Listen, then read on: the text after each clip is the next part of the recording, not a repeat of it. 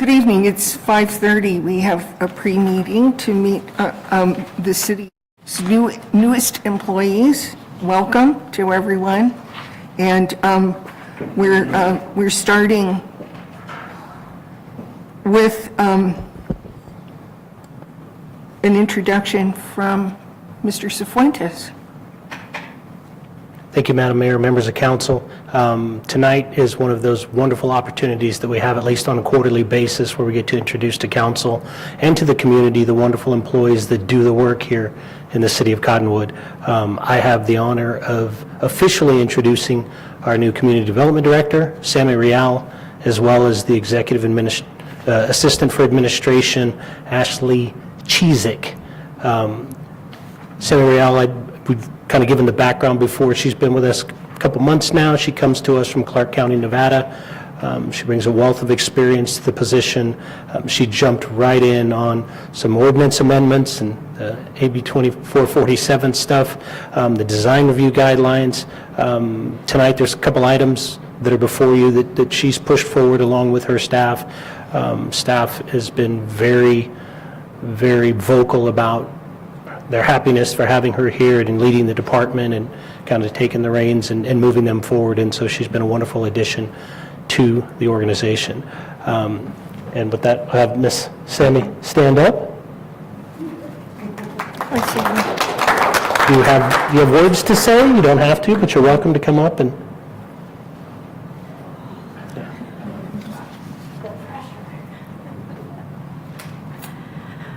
Good afternoon, Madam Mayor and members of the council. I just want to say what a pleasure it is to be here. And as I say every day, and anybody who asks me, I love this job and I love the people here. So I could not be more happy having made this really big decision to come make this move. I'm glad we did. I'm glad we didn't, my husband and I didn't wait 5 more years like we were planning, and we did it now. So thank you very much for all the warm welcome. And I look forward to working with you more in the future. Yeah, thank you. To say Sammy started with a bang is an understatement. I mean, she's been phenomenal, so thank you. Ashley Cheezick is one of those that works behind the scenes. We're in week 2 now, Ashley, and she came back, so that's always good. Telltale sign for us in administration. She's jumped in. I think you folks have started to see emails already on meeting planning. She's taken over a lot of the administrative duties, and it's just been a wonderful addition. She's helping out all of us there in administration. And so welcome, Ashley.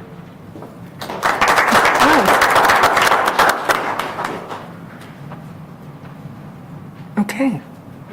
Next we have information technology. Good evening, Kirsten Lennon. Good evening, Mayor, Council. Kirsten Lennon, Financial Services Director. Tonight, I am going to be introducing back-to-back employees. First up, I have our new IT manager, Wayne Brannick. Wayne comes to us with 30-plus years of IT experience, doing things, specializing in systems administration, networking, and security. He moved from Idaho, but he has family here and is excited to be back in the area so he can be around his family. He likes to kayak and hunt and fish and be in the outdoors when he's not at work, and we are really enjoying his personality and we're enjoying his management of the IT department, and we're looking forward to all the things that he's going to offer us. And I don't know if he wants to come up and say anything.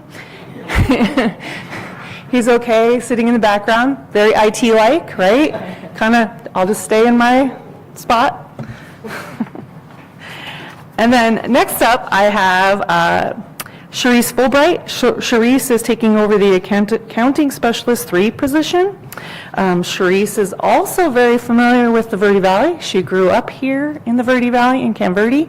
She has about 8 years of experience in governmental work, doing things such as business registrations and licensing and permitting. And she did work most recently down in the Phoenix area for, surprise? Paradise Valley. as their management analyst. We are excited to have her come be in our office and help out with purchasing and with business registrations and with accounting. And she likes to do lots of outdoor activities in her spare time as well, which is great for Arizona because it's an outdoor place. And I don't know if she wants to come up and say anything either. She says no. But those, I'd like you both to at least stand so that they can see you. Please, thank you. How long have Wayne and Sharice been working for the city now? Sharice has been with the city for 2 weeks, a little over 2 weeks, and Wayne, it's been 3 months, 4 months? Oh, wow. December 1st. Thank you. Okay, thank you.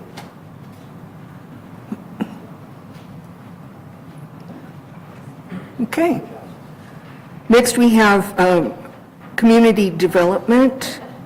Sammy, come on up. Good evening again. I have the pleasure of introducing Connor Bustamante. He is a planner with the Community Development Department. He's been with us for about 3 months, so technically he's been here longer than I have, so I look to him for guidance. Since day one coming in here, I have been nothing but impressed by him. He is so smart. He has such the desire and heart to want to learn.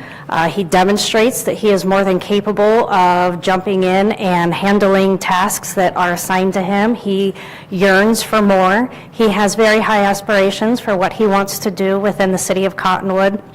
I know that as he continues to grow in his career, you'll see him more and more, and I know that you'll be just as impressed as I have been of him, and so I look forward to that day coming. He is currently seeking his master's degree in public administration. He has, again, high career aspirations to go compete with Mario in the future. So I wish him all the best, and I already know he doesn't want to say anything, so I'll just let him stand up and wave. But again, I know that you'll be very impressed with him once you have the opportunity to interact with him more. He is just a pleasure to work with, and we're very lucky to have him. Thank you.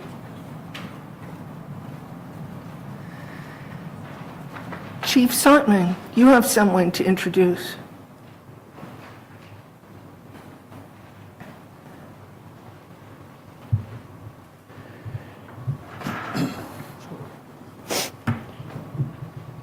Good evening, Madam Mayor and Council.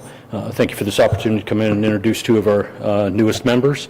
I don't give them a choice. They will be up here to speak to you. So, no, we appreciate the opportunity. We have with us this evening Division Chief Joey Martin. Joey comes to us from Copper Canyon Fire and Medical District.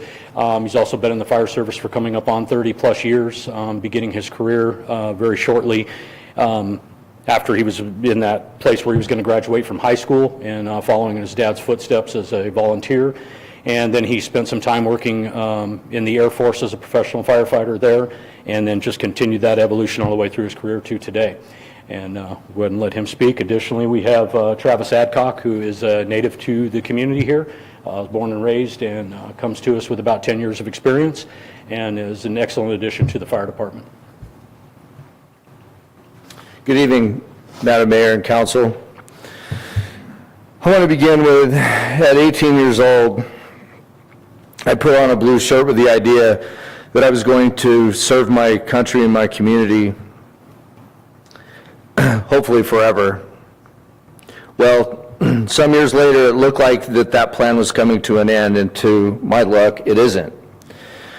I'm grateful and humbled by the opportunity to continue to be able to serve the citizens of Cottonwood and our visitors. As Chief of Community Risk Reduction, it is my job to ensure the safety of everyone through education, engineering and enforcement, economic incentives, and emergency response. I look forward to the challenge to make Cottonwood a safer place to live and to visit. The newest part of my team, as Chief Sontman pointed out, is Travis Adcock. And I'm just going to kind of embellish a little bit on what Chief Sontman had to say about Travis. He's married and has two amazing daughters, 10 and 14, met his wife right out of high school, and they've been side by side ever since. The town has been, Cottonwood has been his home It's where he grew up, it's where he learned his values, and now it's where he's raising his own family. He says he truly appreciates the small-town way of life, the sense of community, looking out for one another, and pride we all share in calling this place home. It means a lot to him and his girls to grow up here also. Over the years, he's worked a variety of jobs, and I'm lucky to say that I was able to work with Travis at Copper Canyon, and is probably one of the finest firefighter paramedics that I had the opportunity to work with. His experience taught him the importance of service, teamwork, and showing up when the community needs you the most. He's excited for the next chapter of his life and opportunity to continue the community that helped raise him. Travis? Good evening, everyone. I just want to say I appreciate the opportunity. My family and I are super grateful for it, and I look forward to serving the community that I had the privilege of growing up in. That's it. Thank you. Thank you both. Thank you.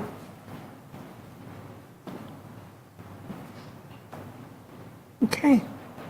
Next, we have an introduction by Chief Rudenthal.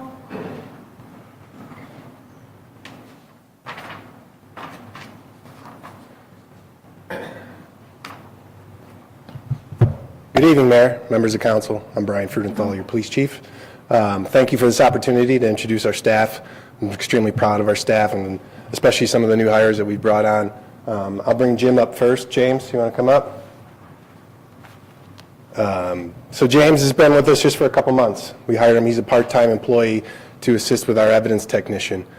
We brought in James has spent, well, to go back, James has spent 20 years as a volunteer in fire departments, ambulances, sheriff's office, doing different types of auxiliary type work for them. In his professional life, he was a building automation engineer, and he comes to us with a ton of experience. And in his short time, I can tell you, in his short time that he's been here, he's already made an incredible impact on our evidence collection and our evidence room. I had an opportunity today to tour the evidence room and just do an audit of the evidence room today, and just to see the improvements in the short time that James has been here. It had already improved greatly prior to my arrival, but then James has taken it to a whole nother level, which is, as we all know, it's extremely important for us. It's a huge part of our follow-up to all of our cases, and it's a tribute to our victims and making sure that we handle the cases correctly. And we've seen from recent incidents in the Valley that the importance of evidence collection and evidence storage, and that you lose cases if it's not done properly. So I want to welcome James to our team. Met with him today. He's excited to be on board, and he's looking for more work.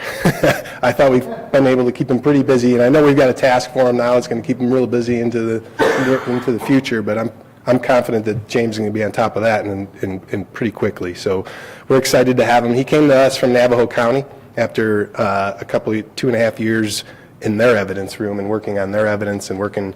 The good part is he had the opportunity to work with our same Spillman and has a lot of experience in there, and he brought that experience here with him. Fortunately for us, his family lives here in the area, and that's what brought him to the area away from Navajo County. So we're extremely excited to have him and be a part of our team. You want to say anything, Jim, or you? No, I'm good. All right. Thanks. You may have short words. Opportunity, okay? Appreciate it. James, I have a suggestion. There's something, James? Oh, James. I have a suggestion. There's something called a Bank of America robbery. Get on it. Next is Joe Candelaria. So we're, again, extremely fortunate to get Joe to join our team. Joe has 5 children. He's lived in the Verde Valley since 2018-ish, 16, 17. So Joe started his career with the Coconino Sheriff's Office in the detention. He worked there for a couple years, where he then went on to the Flagstaff Police Department, where he worked for 12 years with the Flagstaff Police Department.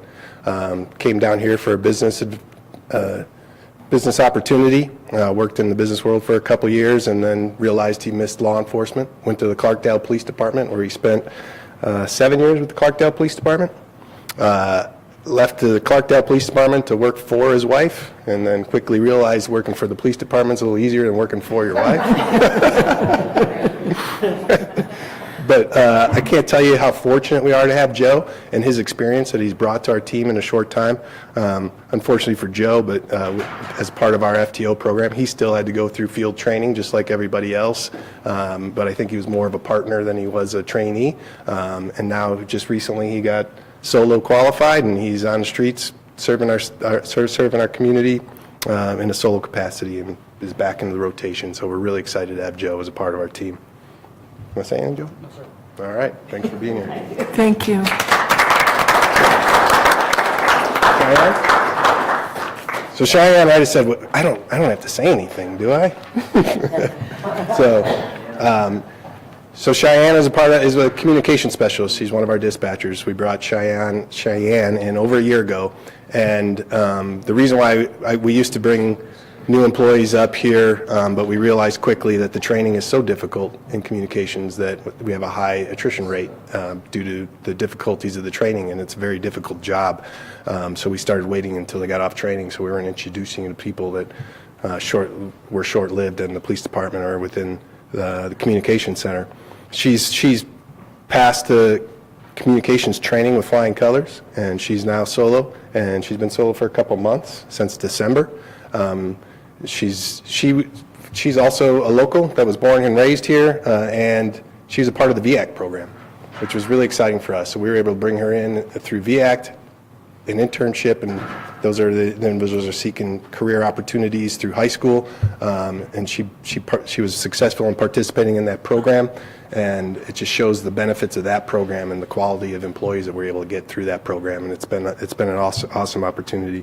But she also enjoys the outdoors and living in the Verde Valley, and I'm pretty sure we got her for the long haul, and we're excited to have her. She's been a great asset to the communications center. Anything?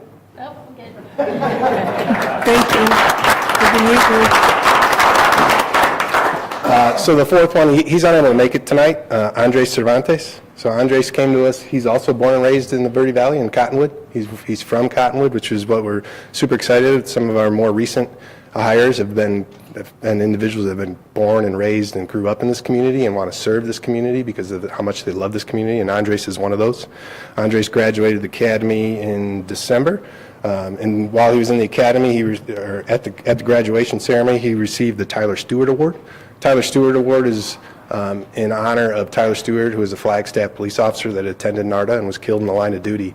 And that award is voted on by your peers and those that are within the class with you, and they vote on those that one individual that best represents the class, best represents what they believe law enforcement should be, his commitment, his dedication, his integrity, and it's an incredible honor to receive that award, and we're incredibly honored to have Andres as a part of our team. He's got 5 children that he's raising here in the Valley. He's also dedicated to coaching and mentoring our youth, which is why he's not able to be here tonight, because he's coaching.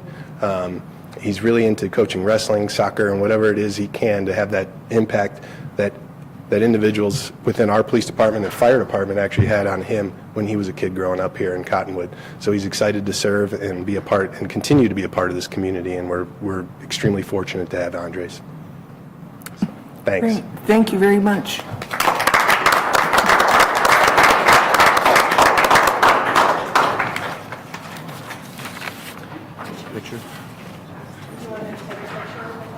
Sure. You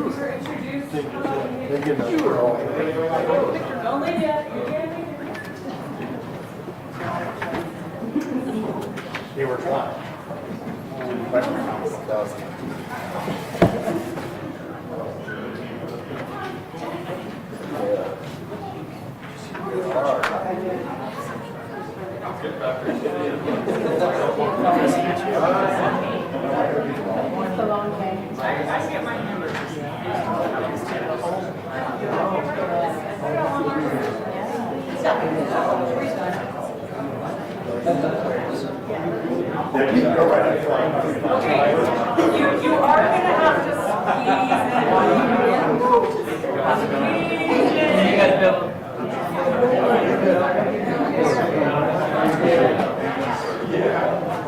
and Okay, you ready?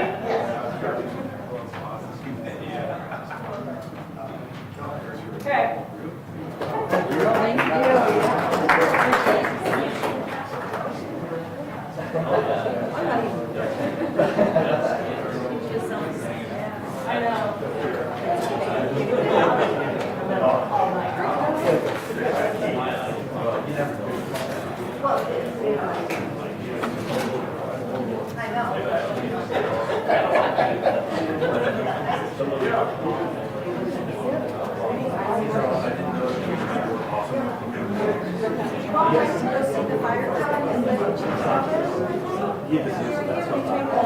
The new one?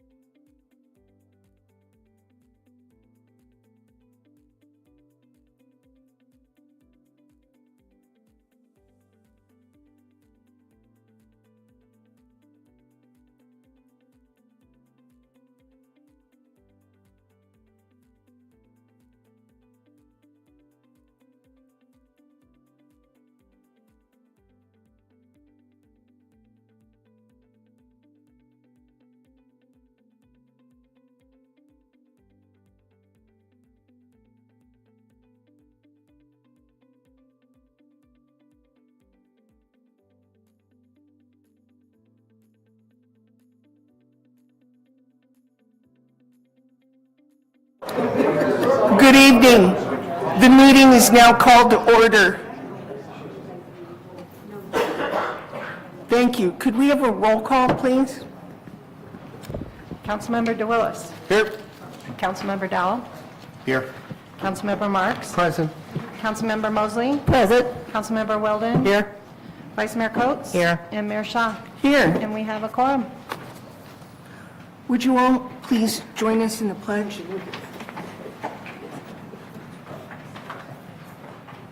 I pledge allegiance To the flag of the United States of America and to the republic for which it stands, one nation, under God, indivisible, with liberty and justice for all.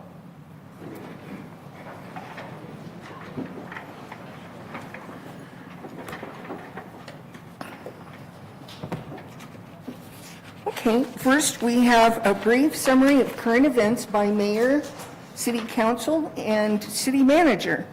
The public body does not propose, discuss, deliberate, or take legal action on any matter brought up during this summary unless the specific matter is properly noticed for legal action.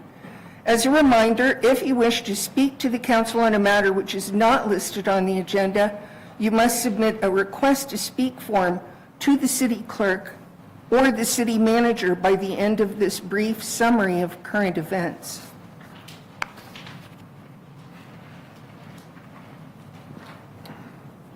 Anybody got any current events? This past Saturday morning, I helped out at the Cottonwood Vintage Run, where there was a half marathon, 10K, 5K, 5K, and a 2-mile fun run.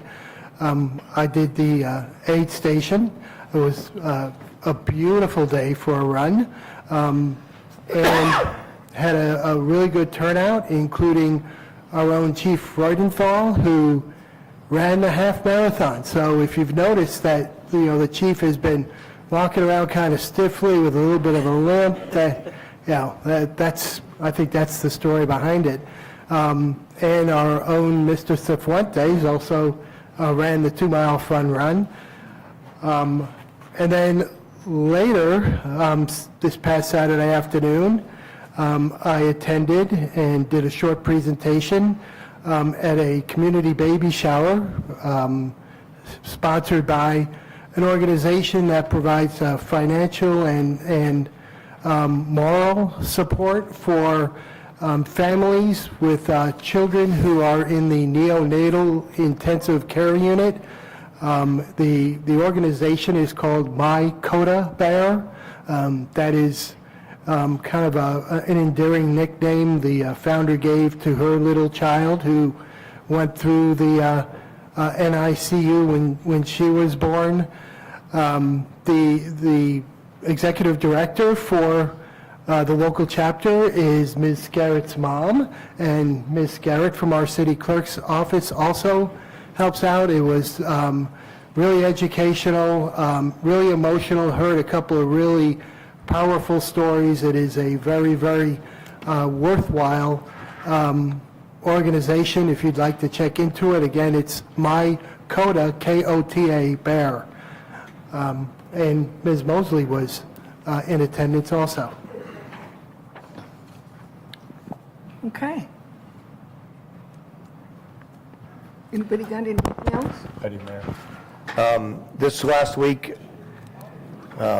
myself and Bob went to the VAC 25th anniversary open house. If you haven't been to the VAC, it is exactly what we talk about, trying to keep our youth here when they grow up and they take jobs here. Great program. It's going to keep more of our youth here and jobs. If you haven't checked it out, please check it out. I think it's that thing that's really going to advance us as a community. And they do a 2-year degree now, if I remember correctly. They're allowed to do 2-year degrees now. So kudos to the team at VAC. I went to the open house for Yavapai College, and they also, they serve in the same vein. There are a number of programs that connect directly from high school, to bring them right through the door into college. And they have developed a 92 credit hour bachelor's degree for a couple of significant programs there. So later on, recently, this last week too, I met with our superintendent of Mingus, Dr. Melody Hearn, and talked to her about the connection between Yavapai College and high school, because just as Councilmember Dowell is talking about, we really would like to, keep talent here, keep our kids here, keep our families together. All of that is very significant for us here in the Verde Valley. So that was a good moment too. Sadly, in meeting yesterday with the mayors from and other significant leaders, I found out that the open house was at Yavapai was not well attended. So it would really be great if we could stir up a lot more interest in getting people in. It was a very nice event, really good information. There just weren't a lot of people there to partake of it. So, our connection to the college and its significance to our community is really, really that. It's significant. One of the other interesting things that I got to do a week ago last Monday was meet with Representative David Schweikert, who is kind of getting ready. He's campaigning to become governor of Arizona. He's kind of coming home from Washington to get back to his home base. And the mayors and also City Manager Cifuentes and Town Manager Miranda Fisher, we were able to spend more than an hour talking to him and trying to help him understand the need for our representatives to pay attention to what's going on in rural areas. Not everything is about Phoenix, and it's not all about Tucson either. It's about, how the rural communities require support in order to thrive. So it was a good moment to be able to talk to someone like that up close and personal. We'll see what happens from there. Madam Mayor, members of council, if no one else has anything, just a couple of community events. On April 30th, a reminder, we'll be hosting an event in collaboration with the Greater Valley Chamber of Commerce called Manja with Mario. It's an event for folks to come and have lunch from the business community and ask any questions that they may have and just break bread together and talk about business in general in the city of Cottonwood. Somewhat related to that, on May 20th, the Mobile Business Services Outreach Program, led by Arizona Secretary of State Adrian Fontes, is expanding access to select businesses and their services for individuals and organizations and communities across the state, including Cottonwood and the Greater Valley Chamber of Commerce Business Resource Center. Available to businesses and individuals, this event will bring easier access to select services such as notary services, trademark registration, UCC filings, and more. Folks can visit azsos.gov/business for more information. Okay, thank you.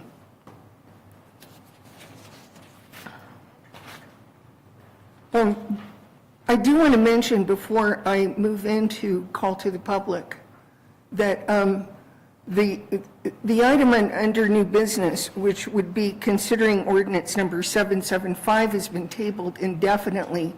So it may be that if you're here for that purpose, you wanted to address that, it is not going to be discussed by council this evening. So I just want you to be aware of that. That's the one, the three-story apartment building, in case you didn't know which specific one that was.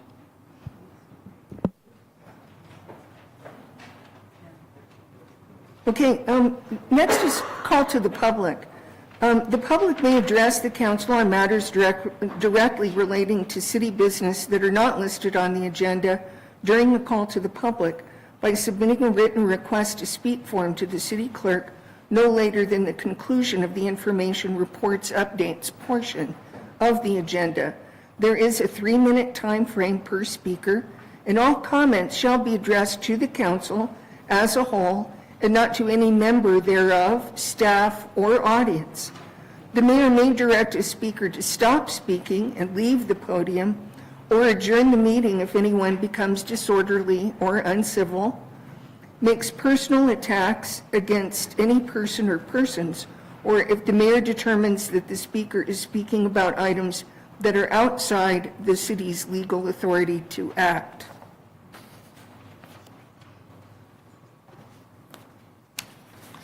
Okay, first I have a request to speak from Eric Jurison.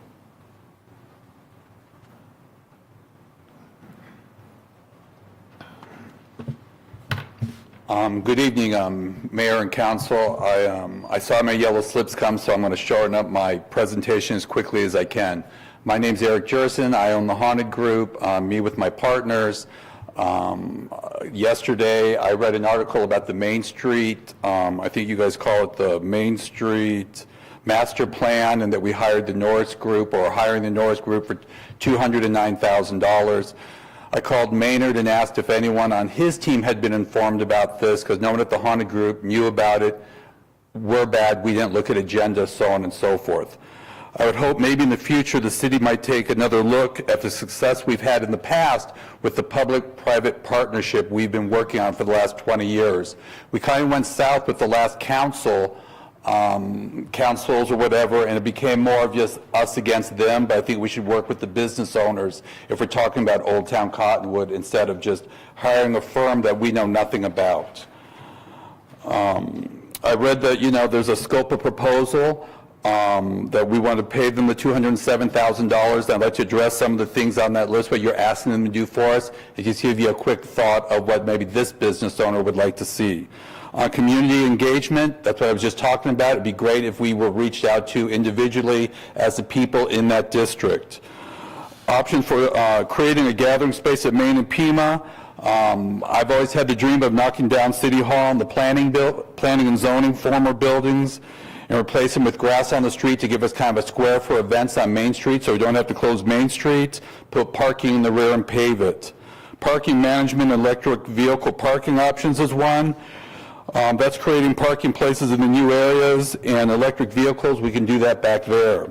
Pedestrian and streetscape improvements, let's plant some trees around this area. Potential funding source, paid parking is the absolute enemy for historic districts. It removes the locals from the equation because not only of the expense, but more importantly, the inconvenience of paid parking.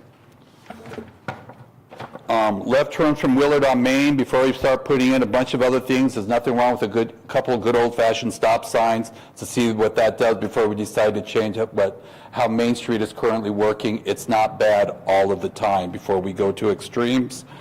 I've kind of gone through most of what you had in the newspaper about the scope of the work.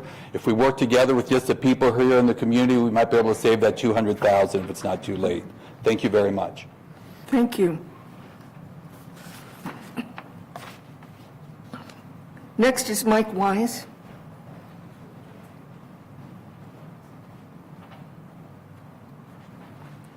Madam Mayor, Vice Mayor, council members, my name is Mike Wise. I am with Realty One Group, Mountain Desert, with offices here in Cottonwood and Sedona.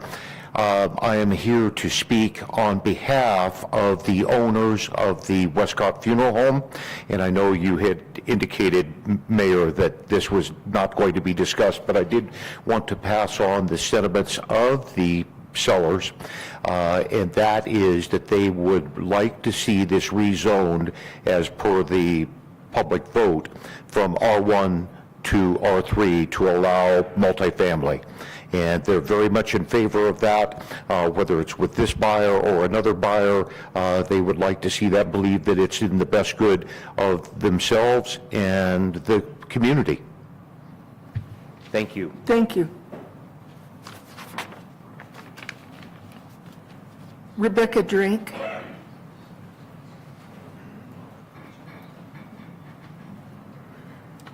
Hello, everyone. My name's Rebecca Drake. I live at 678 South 12th Street here in Cottonwood, and I'm here to oppose the first, I guess it's the planning and zoning, to take that from R1 and C2 to R3 across the street. Yeah, I just think that it's too big of a project for our neighborhood. Everybody I've spoken to so far agrees. We see how busy 12th Street is and the intersection at 12th Street and 89A. And I attended the meeting last week where the developers showed us what they want to do, and there are about 8 buildings that are 3 stories high, 35 feet in that location, the old Lumberman's, and the frontage strip on 12th Street. Is 251 units and 400 parking stalls and garages, and 251 units, there could be over 600 people living there. I don't know, maybe even more. They're all going to flow out to 12th Street. The exits, they showed the only 2 exits and entrances are on 12th Street. I'm not sure if we're going to be able to get out of our driveways. And even the people that live down the road and through Crestview and all that area, people are cut across from Camino Real to get over to 12th Street. And 12th Street was improved to be a feeder street, and it does that. You have your Mingus bypass to take the road, to lighten the road off of 89A, and we have 12th Street to take cars off there. And it's working. They're busy. They're getting, but I just don't see how, and I'm quite frightened to think of what kind of traffic problems we're going to create. And I look forward to seeing like ADOT studies and different groups to tell us what how safe that's going to be. Yeah, I just think it's too big of a project for the area. Let's see what else.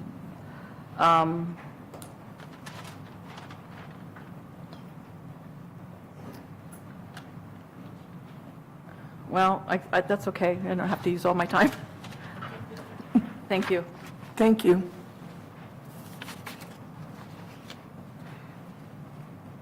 Bill Wagner?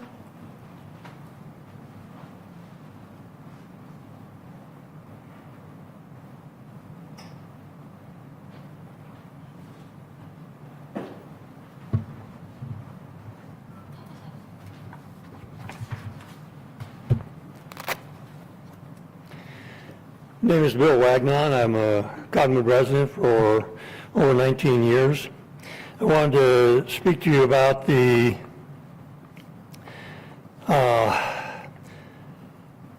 Chapman or Kaufman study you're going to be talking about. So you want me to talk about that now during call to the public and not during that time? Yes. Okay.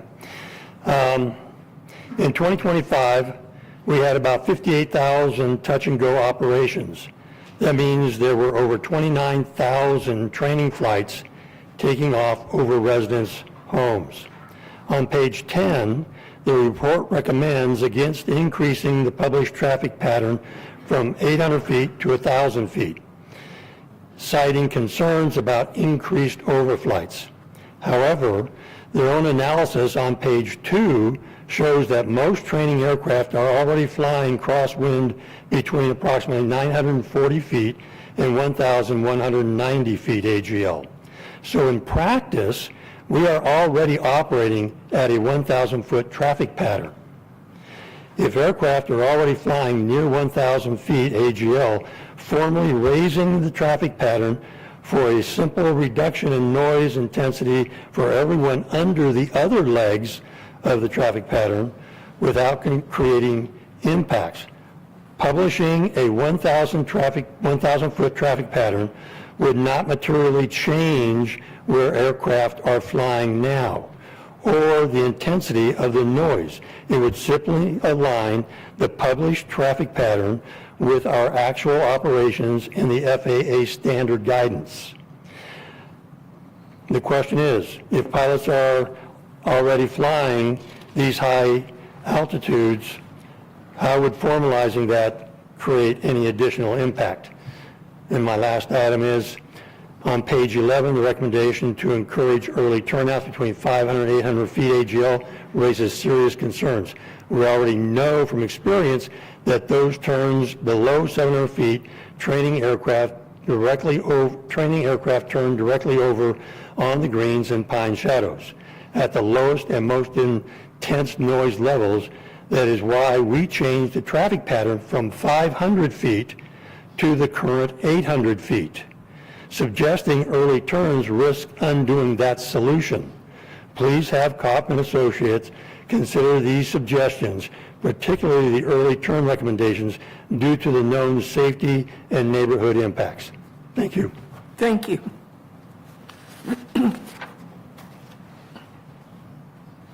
Rick Gray.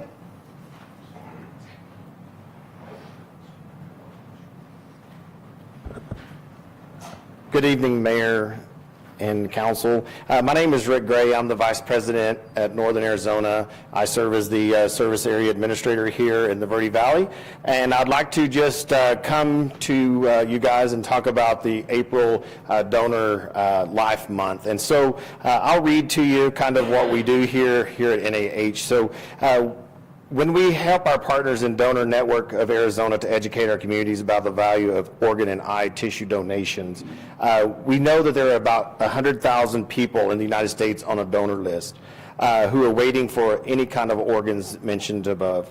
And so what better quality of life to do is to be a donor. And so it's our honor and responsibility here in Verde Valley Medical Center and Flagstaff Medical Center to facilitate these life-saving donations to carry out the members of our community's wishes.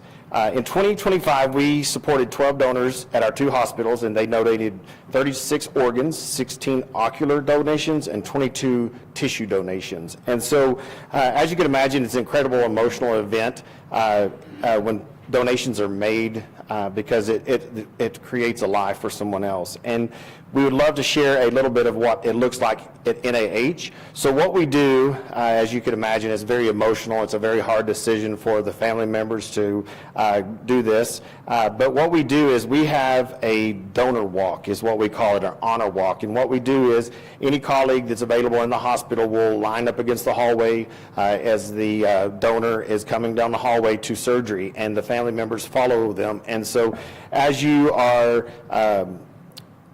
I'm sure, as you can imagine, there are no dry eyes. It's very emotional. It's emotionally for the family, for the people involved, for the staff members and the community that will receive these organs. And so it's a very emotional event, but it's a very needed event. So an incredible special event. I could say there are not many dry eyes, as I mentioned. It's an honor to help those in need.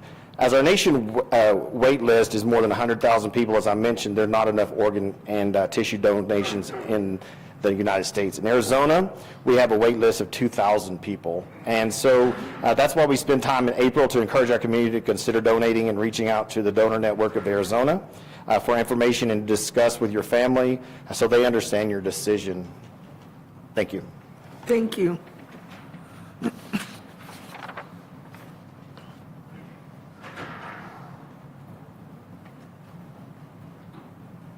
Brenda Eldred.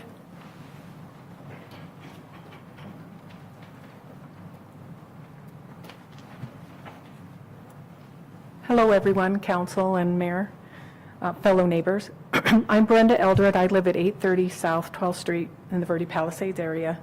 Been a resident 36 years at that location, almost 35 years. I had no neighbors for a long, long time, so I've seen it really change. There's this upcoming zoning change request for the parcel where the lumberman's was, or in my day, even Babbitt's Lumber was there, and the strip of land. And I recognize that we are growing and we need to have space, and we have to have housing, and it just seems like it's more viable that we have to do more density. But I'm asking that you hold it to R2 and no more because of the extreme ability. I mean, we're existing neighbors, and we've had some very considerate previous developers do their townhomes and apartments and stuff like that, and has been very respectful to us. And for somebody to put a max that they can put on that property with this R3 zoning is really a lack of integrity to consider us here. And it is the traffic. It's really hard for us to get out of our driveways. I had a few notes, other notes here that the problem on the road is really almost intolerable at many times. The speed, the noise, I've complained many times, the police department has tried to help me with the boom boxes. I'm thinking an ordinance happened with that, but I'm not sure. I did follow people one time to figure out where they live to report them to the police, and I'm finding that a lot of people are just using it for a bypass. They're not even people that need it as a surface street to their home in the units, which I can understand that's fair, but they're avoiding going to Main Street to 260 to avoid those lights. And so that's kind of interesting. It's just hard to be managed, as a lot of our streets are. Anyway, I was mentioning the consideration for the pre-existing neighbors, and I know there's other projects going on with the same thing. We could stomach a two-story, but a 3 stories, kind of a lot for us country folk. Oh, and I just have one more thing to say. In our area, we've been hit with lightning a lot. I don't know how many of your houses get hit with lightning, but we do. And I think that building is a 3-story, it's going to get hit. Even one of my neighbors, it hit their garage and started it on fire. So I've had a lot of damage to lightning multiple times in about 35 years. That's it. Thank you. Thank you.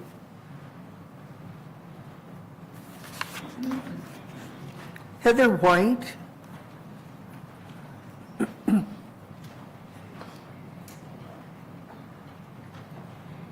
Good evening, Mayor and City Council. There's been a lot of mention by the City Council today about folks who've grown up here and families, and I grew up here, my family lives here and has lived here for years on both my mother and my father's side. And I will say that throughout the years, the one thing that I've noticed, no matter what decisions are made by the City Council, no matter who is on City Council, there is a lack of vision and a lack of foresight. And so we make plans. People will make plans because it's quick money or because they feel good or it makes somebody else happy, but they don't look at the long-term impacts. And I would challenge you that for this proposal that's going to go in place for zoning off of 12th Street, that you would look at the long-term impacts. So I want to outline a couple of things for you all. So first of all, NACOG states that for 12th South Street going northbound, it's 3,876 cars, you heard that right, over 3,000 cars go northbound on 12th Street per day. Now that's the annual daily average. Southbound is 2,549. And if you think that number sounds like a lot, it is, because it's only half of what goes on Main Street. And Main Street is twice as big as 12th Street. Also, Main Street is a business street. 12th Street should be residential. So I would like you guys to take that into consideration. Secondly, I did put a request in to ADOT to get the accident reports. I do expect to have that over the next few weeks, and I would love to share that with you all. The last thing that I wanted to touch in, and this is more just to kind of prepare you guys for if they do pass the zoning, housing. We talk a lot about housing. What people don't talk about is the fact that in the city of Cottonwood alone, almost 9% of the houses are vacant.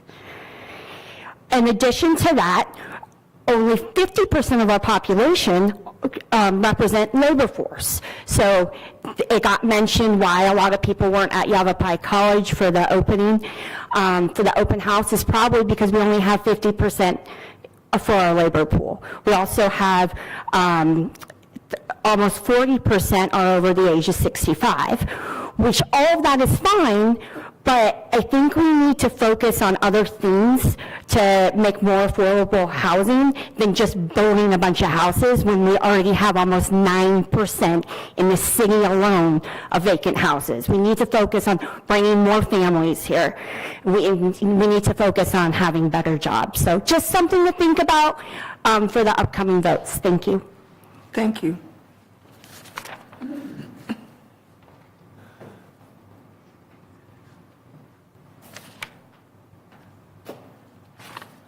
I'm sorry, I'm just going through these all at once. I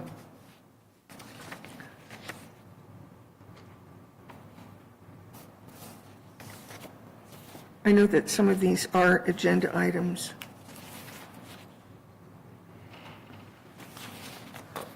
However, if no one sternly objects, we'll just continue on. The next would be Mary Lou Rose.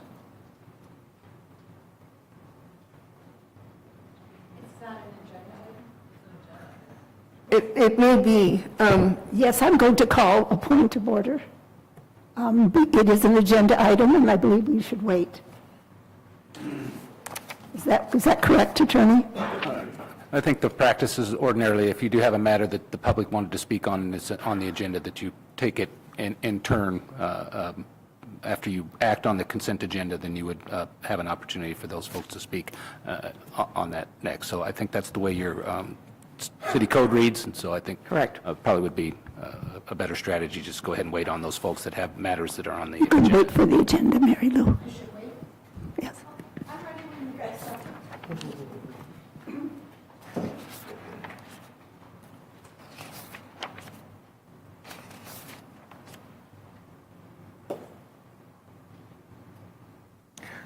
I'm sorry, the reason it's difficult to sort out is because we have a number of different properties, one of which we've been talking about is not on the agenda. So I'm trying to sort it out, but, you know, senior moments being what they are, yeah, no, this is...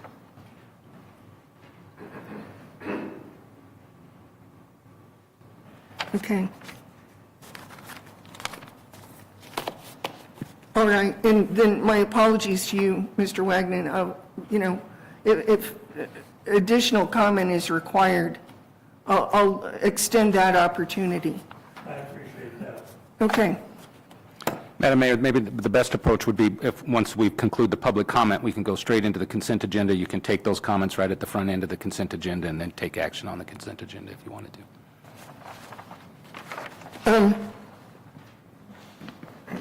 Yeah, a number of these really have to do with new business. Oh, if it's new business, then yeah, we'll take that in the regular order of the new business matters, yeah. If it's consent agenda matters, we can conclude the public comment. Okay, let me figure it out. All right. Just hang on a second, because, yes.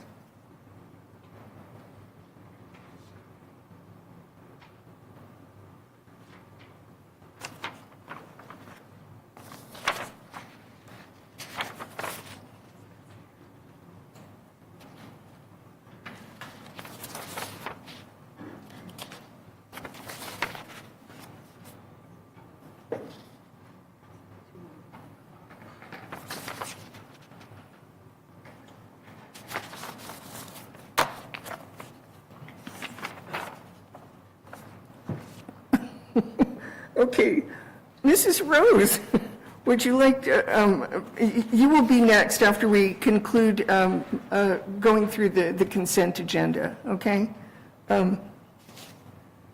Hers is in that category. So we have 9 items on the consent agenda. The one that would be accepted then would be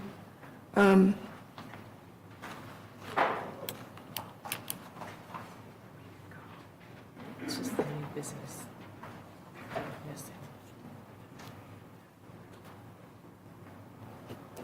yeah, thanks. I can't see it. Okay.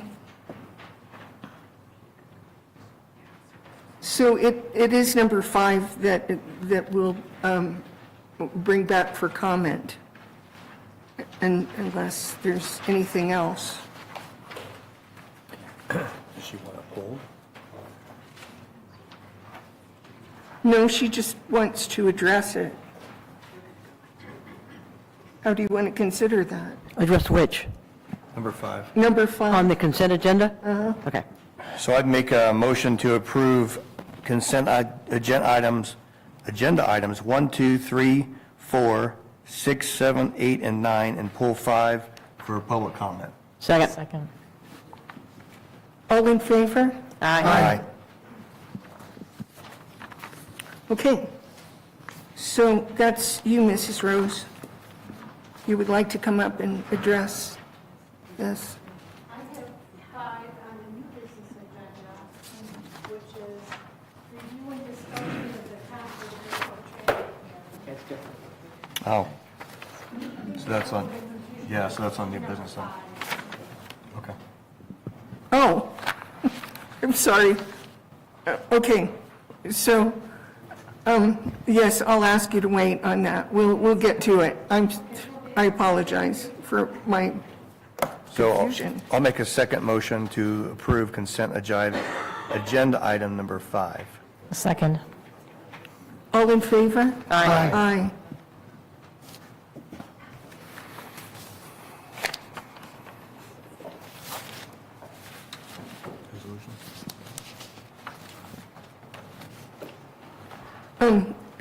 Under the consent agenda, we're approving ordinance number 767, an ordinance of the mayor and city council of the city of Cottonwood, Arizona, amending section 3.080.060 of the Cottonwood City Code and providing for severability. We're also approving resolution number 3392, a resolution of the mayor and city council of the city of Cottonwood, Arizona, authorizing the city manager to accept waivers of claims for diminution in value.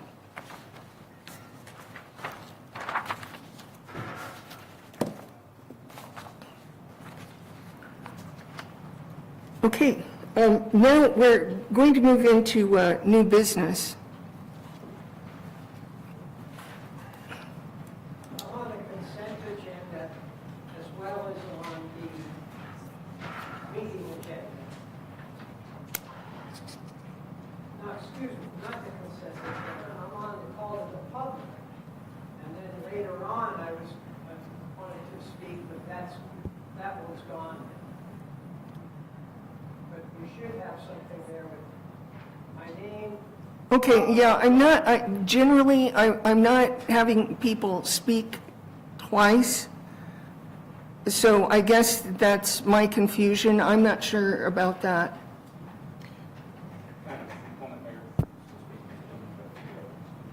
Right.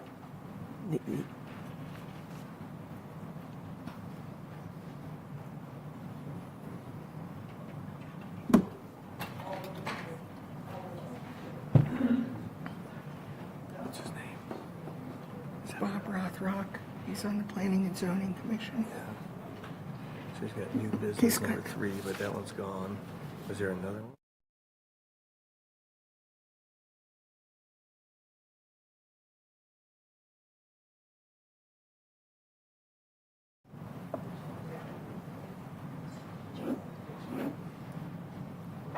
Mayor, it turns out that the speaker intended to fill out a card for the public comment and in addition to an item that's on the new business. And so I think it probably would be in good order to go ahead and re-engage folks on the public comment for this one speaker, and then we can pick up the new business Okay. portion of the agenda. All right, so then, returning then to call to the public. Come on up, Mr. Rothrock. We'll give you 3 minutes there. Thank you very much.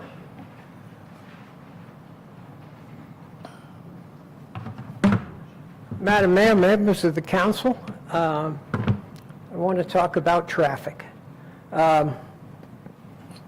46 years ago, my wife and I moved to Cottonwood. We were real happy to move here and get out of Phoenix. We liked that it was a quiet community and so forth. However, traffic can always be a problem, and when the public is asked for comments about traffic and things like how we're doing it, sort of stuff, they usually have problems with traffic. So we have an opportunity to change this. Right now, there's a very long vacant property at the intersection of 89A and 260. And step one here would be to purchase that property right away before it slips away like the one on the other side of the street that's now a Dunkin' Donuts and another food place. After we purchase the property, we petition ADOT to build a roundabout to accommodate the present and future residents. And then step three, of course, is to pat yourselves on the back for trying to do something about the traffic problems in Cottonwood. Thanks for your time. Thank you.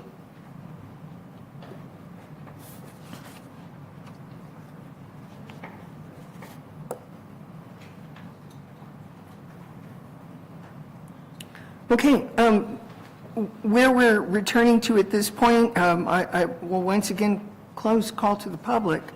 We're at the point of new business, and what we have next is a public hearing and adoption of resolution number 3389 to approve a minor general plan amendment to change the land use designation from PLD plan development to HR residential high density for the property located at 259 West Mingus Avenue.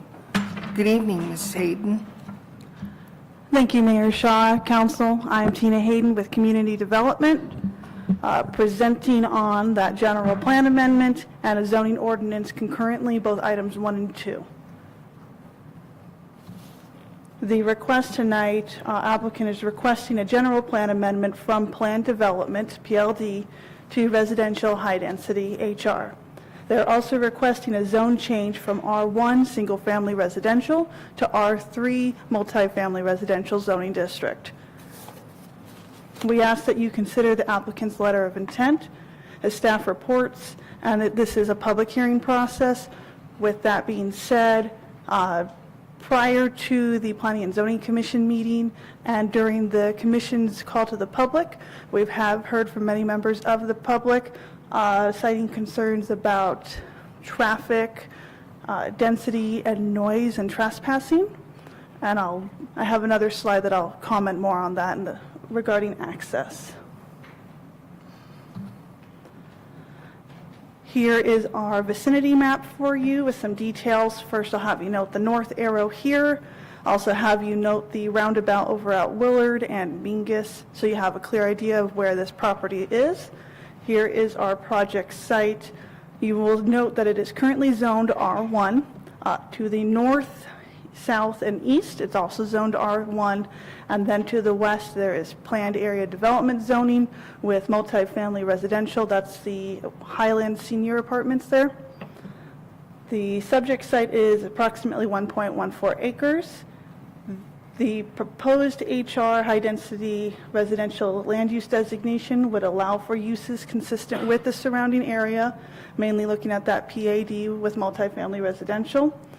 The R3 zoning allows for higher density consistent with surrounding developments. Again, we're referring to this property here. Per state law, the requirement for a rezoning ordinance is it's required to conform with the land use element of the general plan of the municipality. Currently, the land use designation for this site is PLD plan development. Applicants requesting that general plan amendment to the HR high density residential. I'd like to also point out that there is a design review application that was approved by the Planning and Zoning Commission last month. It is stipulated that that approval is contingent on the zone change. I have some current site photos for you guys. I'll have you note the north arrows here. Here we're looking at adjacent properties and streets. So here we're looking westward at the Highland Senior Apartments. We can also see Mingus Avenue here. In the bottom right, we're looking towards that Mingus and Willard roundabout. You can see the church property here. Not really showing the property further north. It's vacant land. It's currently zoned R1 at this time. Now we're taking a look at the subject site. Again, note the north arrows I have here. Top left here, we're looking southeastward. You can see the church buildings there. Bottom right here, we're looking southwestward. Again, you can see the Highland Senior Apartments and a portion of the church property here. For the general plan amendment itself, the justifications are as followed. This request is supported by Objective 1.5 regarding mixed use, medium and high density residential and neighborhood designations. General plans indicates locating multifamily residential uses adjacent to NC neighborhood commercial designations and multimodal service areas. Staff analysis, the parcel is located within a quarter mile of educational, recreational, health, and transit facilities. The second objective, 2-1, regarding the growth area 3, Clemenceau growth area. This property is a portion of that growth area. It does indicate planned uses of multifamily residential, which would require a zone change to PAD or R3. Staff's analysis, the site is within the Clemenceau growth area, and the proposal for high-density residential and R3 to accommodate 18 multifamily units is consistent with the surrounding area. Justifications regarding the zone change to R3. This zoning would conform with the land use element of the general plan, element 2. Also allows for uses and densities consistent with the area. Planning and Zoning Commission did consider this request and recommended approval at the March meeting. The recommended action tonight is to adopt Resolution 3389, approving the land use designation change from PLD to HR. We also recommend adoption of Ordinance 774, approving a zone change from R1 to R3. I did mention that I'd have a slide to touch on the topics that were brought up at the public hearing process. This is just regarding access. This is the approved site plan. I'll kind of break it down for you a little here. Again, we'll note the north arrow here. We have Mingus Avenue running here on the subject site here. This is an existing driveway access. You can see that it serves the Highland Square Senior Apartments here. They have an easement on this subject site's property, allowing access to and from their site. Additionally, the applicant proposes another two-way driveway access off of Mingus right here, kind of midway on the property. So this is two-way access, and this is also two-way access with round circulation throughout. This is a public hearing process. The plan is for there to be one call to the public for both the general plan amendment and the zone change item, and then we'll need two separate motions, the general plan motion first, and then the zone change motion after that. I'm ready for any questions you may have. I have our applicant present for any questions.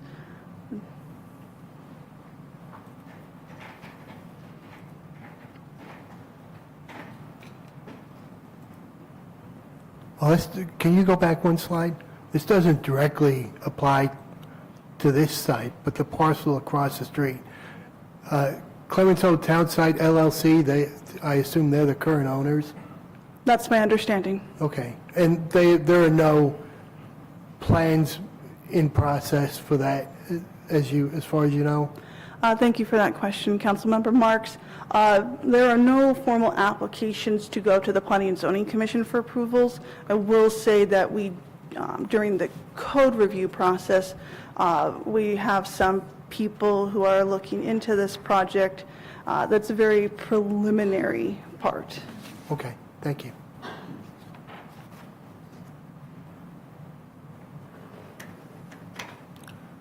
Are there any other questions from council? If not, I will open the floor to the public. I know that I do have, Mary Chacon has a comment to make. Do you want to step forward, please?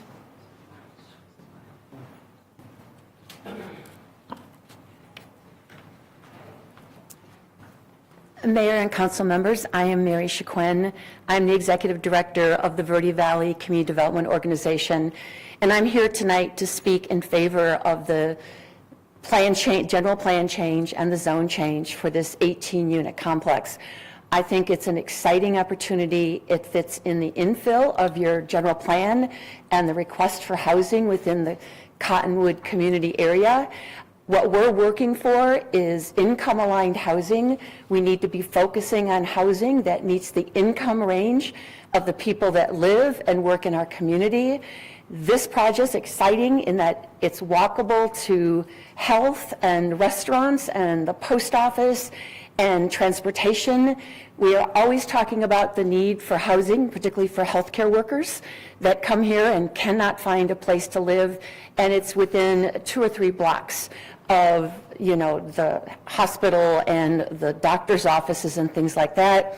I know at Planning and Zoning, there was a comment that sometimes there are individuals on some of that open property that maybe are putting up tents and things like that. I think this will also alleviate some of that. And it will be exciting to have families in that area. As we spoke about, we're getting older across the region in population, and this complex is actually designed for families. We need to bring more children and families here to create that quality of life and the stability for our workforce and for the community as a whole. Thank you. Thank you.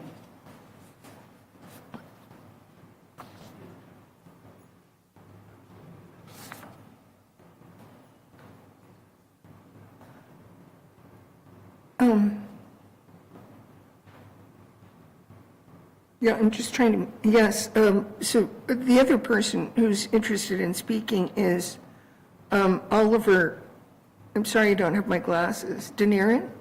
Yes, but it's on a different piece of property. Is it? I have the R1 and,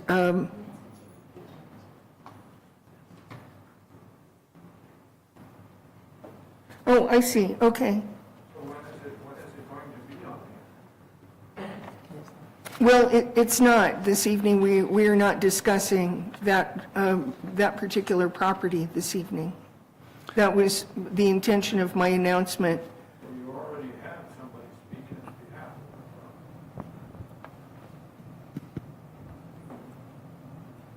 of the No, that was a different project.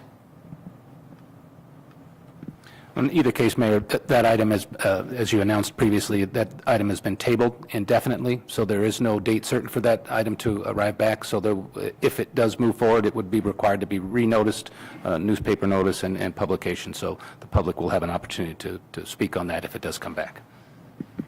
Right.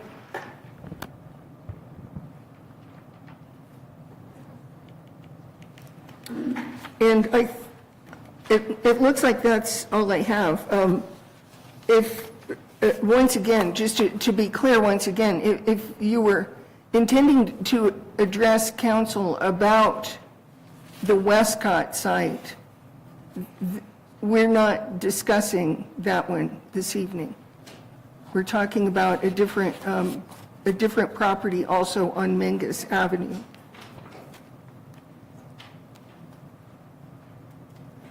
Is there any other public comment for? Yes, I would like to make a comment on this property. Okay.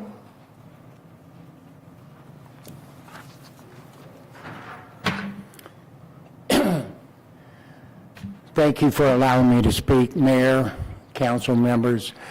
My name is Mattson Brakey. I'm on the board of directors of Cottonwood Seventh-day Adventist Church School. And the property that you're talking about is going to be right next to us. And what we're concerned about is we have a large parking lot. And we're so concerned about people that, this complex that is going to be built of using our parking lot to park. That's a minor question. Our biggest question is the ability of the church school to hold classes, especially during the construction phase of the building, of whatever is going to be built there. We have classes that are pretty much right next to the building site, and we're concerned about the noise that it's going to cause and the disruption of the school, of our teachers, of teaching, and our students. We also are concerned about the safety of these children in the school. I understand that progress follows through, it goes. But being a school there, it's very important to have a stable relationship to whatever buildings or apartments that we have around us. And so this is our biggest concern on this thing is the safety factor. Also, in back of the school, we have a very large field. We're in the process of converting that field, putting grass back in there. It's got a ball field there. And the noise factor of disturbing whatever buildings and the people that go to that, that are living in that complex. It is going to be loud. We're going to have children. We're going to have soccer games there from the school. And we are also inviting other organizations to come in and helping them set up whatever practice or anything like that. So our concern is based on the children at the school, the disturbance that we're going to have in that school. So I just want to make sure that you take that in consideration in what is going to be put there. And thank you very much for allowing me to speak. Thank you. Are there any other comments regarding these two specific items? If not, is there any further comment or question from the council? I will, yeah, I'll go ahead and close the public hearing on this particular item.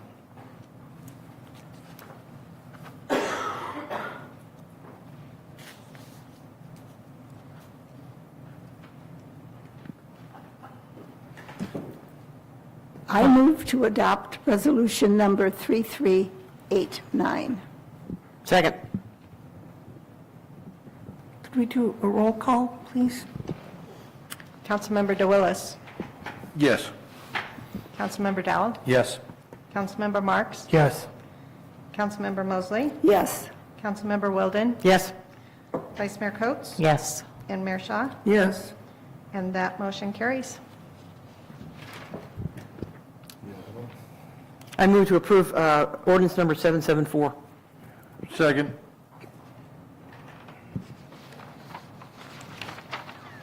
Councilmember DeWillis. Yes.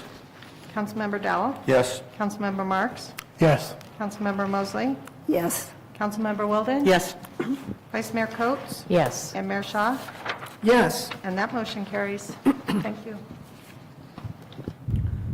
So to read those into the record, resolution number 3389, a resolution of the mayor and city council of the city of Cottonwood, Arizona, approving a minor general plan amendment changing the land use designation of approximately 1.14 acres of land located at 259 West Mingus Avenue from PLD Planned Development to HR Residential High Density.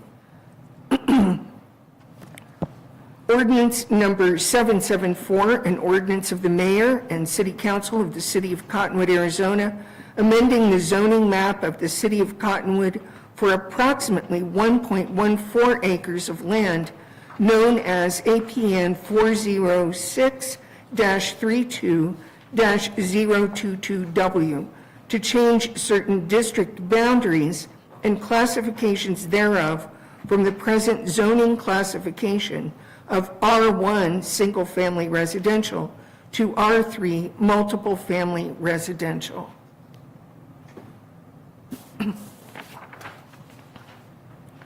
Okay, next, I'm closing the public hearing. That's done.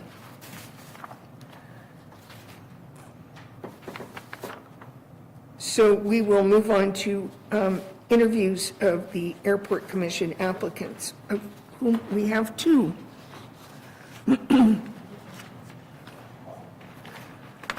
For the Airport Commission applicants, the way that we're going to do this, it will be one at a time. We're going to take turns asking you a series of questions. Good evening. Good evening, Mayor and Council. My name is Yvette Scarrett, and I'm your Deputy Clerk. This evening, I'm representing for the Cottonwood Airport Commission application interview process. So the Cottonwood Airport Commission consists of 5 voting members. 4 members must be tenants, lessees of the Cottonwood Municipal Airport, or individuals with working knowledge of airport-related matters. Of those 4 members, at least 3 must reside within the city of Cottonwood. The 5th member represents the general public interest and may not be a tenant or lessee of the airport or possess working knowledge of the airport matters. However, this member must reside within the city of Cottonwood. There are currently 2 vacancies on the Airport Commission. The first vacancy is for a partial term ending March 4th of 2028, resulting from an administrative resignation. This position represents the general public interest. The appointed individual is not required to be a tenant or lessee of the Cottonwood Municipal Airport or have working knowledge of the airport matters, but must reside within the corporate limits of the city of Cottonwood. The second vacancy is due to an expired term and is for a full 3-year term. This position must be filled by an individual who is either a tenant, lessee of the airport, or has working knowledge of airport matters and must reside within the corporate limits of the city of Cottonwood. There was an attached chart, and hopefully you were able to view the attached chart, but the attached chart summarized the qualifications for each vacancy. So the first one was for a partial term ending March 4th of 2028, and then the second was for a full 3-year term. 2 applications have been received. Both applicants, Randy Taylor and Robert Cloutier, reside within the incorporated city limits. Council should evaluate through the submitted applications and interview process whether each candidate meets its expectations to fill the respective vacancies. Because 2 applications were received for 2 vacancies, the applicants were not subject to the blind review process. Following the interviews this evening, staff will bring back the item to council for possible appointment to the Airport Commission on May 5th, 2026. Appointing new commission members will ensure Airport Commission will function at full capacity. Just an FYI, we did verify addresses to make sure that they were living within the city limits, and we used the Yavapai County GIS map to verify those addresses. Before we begin the interview process, does anybody have any questions for me? Yes. Are both individual, who decides which individual is to take the full term versus the partial? So once we take it back and we do the interviews, and if I'm incorrect, Tammy will straighten me out. But so once we take it back and then we tally up the scores, then from there, then we can see who's going to be for which term. Am I correct or incorrect? Sort of kind. I'm gonna leave. Bye. That would be up to council. I think staff has determined, in our opinion, that the applicants meet either seat, both applicants. So that will be up to council. But we're not to do that tonight, correct? Correct. Correct.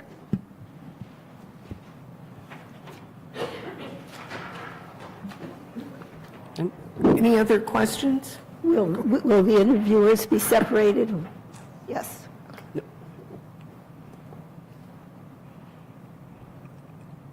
Okay. Any other? If there, We'll do Mr. Taylor first? Okay, so we're going to have Mr. Randy Taylor come before you. Thank you. thank you. Hi, Mayor, Mr. Taylor. Who would you like to start with the questions? Yeah, okay. Yeah. Mr. Good evening, Taylor, Mayor, please. Vice Mayor, council members. Thank you very much for this opportunity.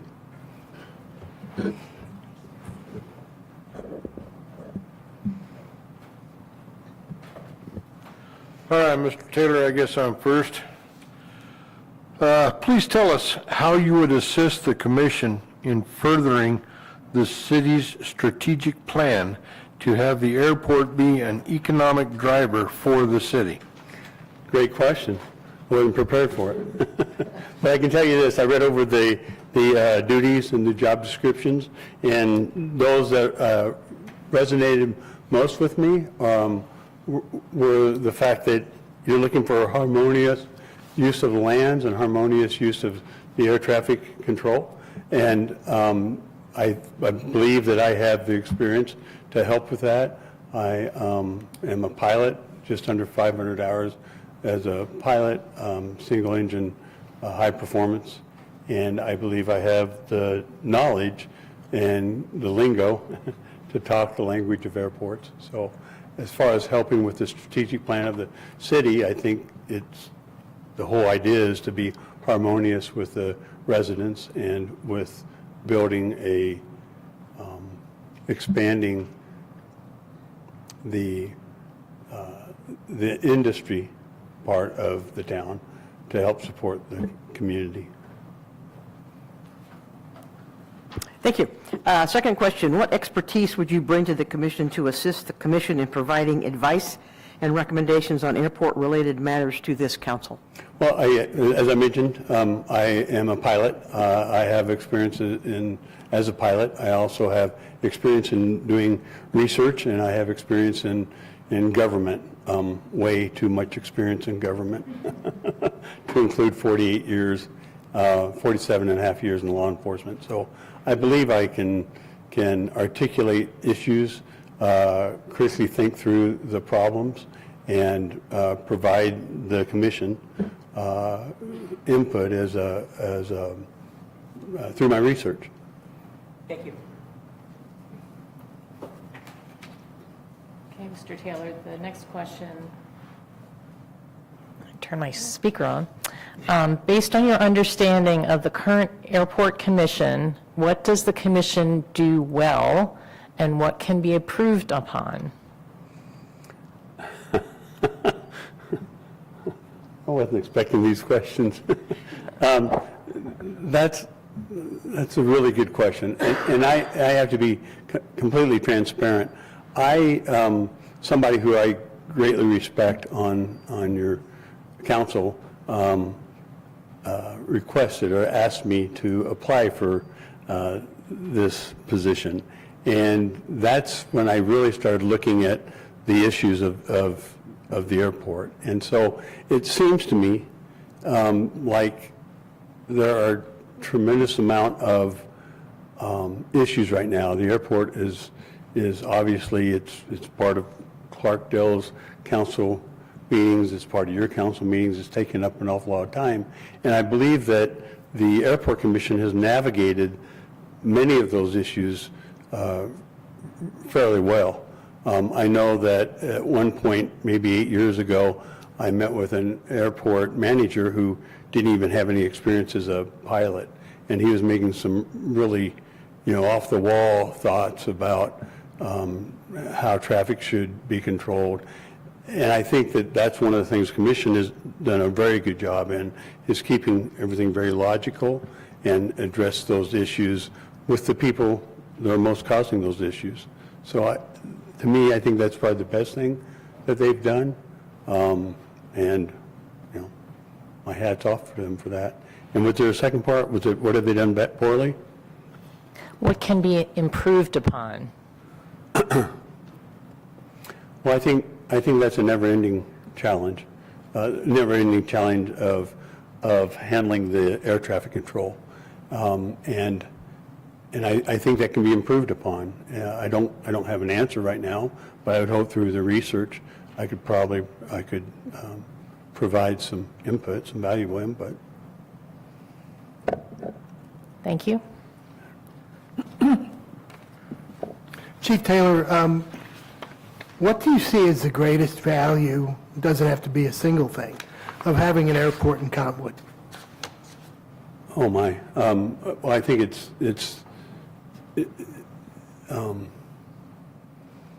I'm searching for the best word. Having an airport provides economic growth. It not only provides the growth, but it's stability in the economy. It's been difficult of late because of some of the massive amounts of traffic for training, but I think the airport otherwise is extremely valuable to any community. Thank you.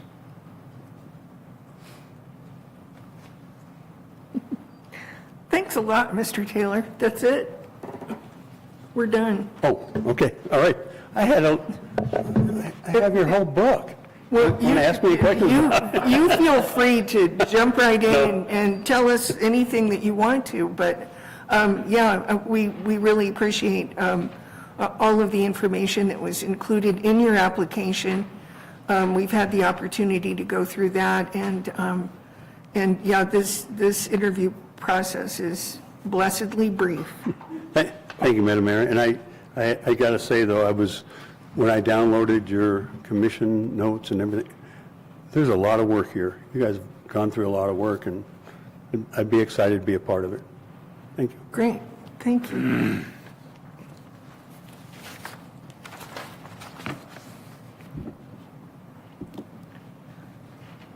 So we're going to have Mr. Robert Cloutier come out.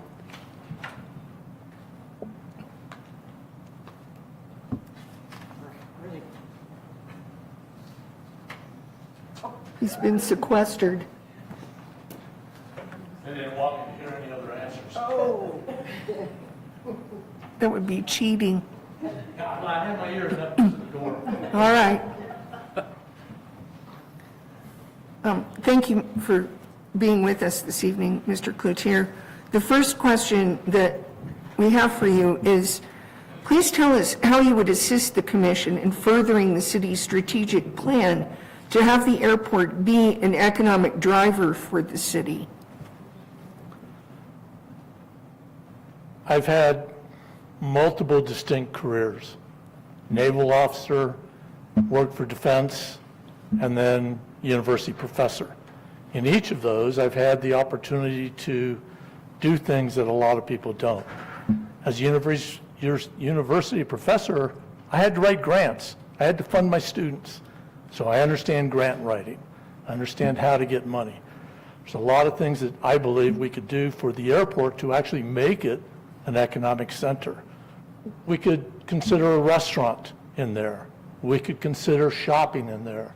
We could consider activities for our kids, which there seems to be a problem. We've heard earlier tonight that we can't keep our kids here. So there's a lot of things that could be done, looked at properly, that would fit within our zoning, that could bring in revenue both for the airport and for the city, which if we bring in airport for the revenue for the airport, that's less weight on the city for what we have to fund. As a defense in the Navy, I was a qualified air traffic controller for USS Chandler, which means that when we were doing submarine exercises, I was the guy that was directing helicopters and fixed-wing aircraft that would come off of San Francisco or other areas, and having to keep that airspace clear. So I understand a little bit. I'm not a pilot. I'll be the first to admit that. One of my regrets from the Naval Academy, not getting my private pilot's license.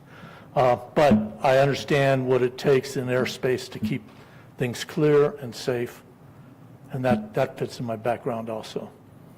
In defense, I worked for the Boeing company, We designed airplanes. So I was very exposed to studies with the V-22 aircraft, with the CH-53, different aircraft, of working with the FAA to understand what it took to get approval for that. So I have a number of different backgrounds that would help the commission toward the economic development of the airport. Thank you.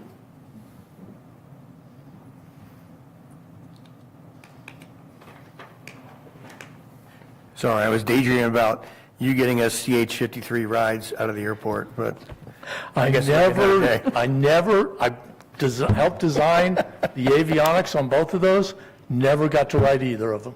I've ridden in many CH-53 and I miss those days. I did go to Pensacola and got to fly a jet and fly a helicopter, and so do the Dempsey Dunker, so still fun times.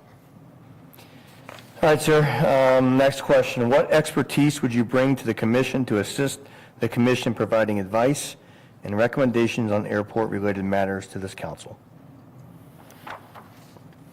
As you look at my application, I am a systems engineer. Now, let me clarify, engineer is one of those hallowed words in this state. I am not a PE. I'm not a licensed engineer, but I taught system engineering for 20 years at the university level. I also was a system engineer in Boeing and Lockheed Martin. Everything is a system. This council is a system.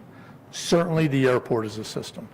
So my expertise is taking that step back and looking holistically. One of the speakers tonight talked about unintended consequences, looking at vision.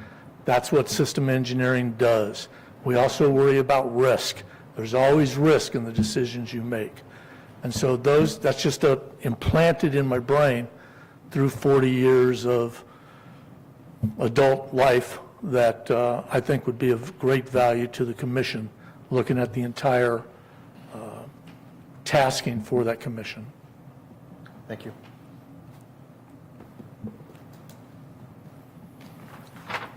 Based on your understanding of the current airport commission, what does the commission do well and what can be improved on?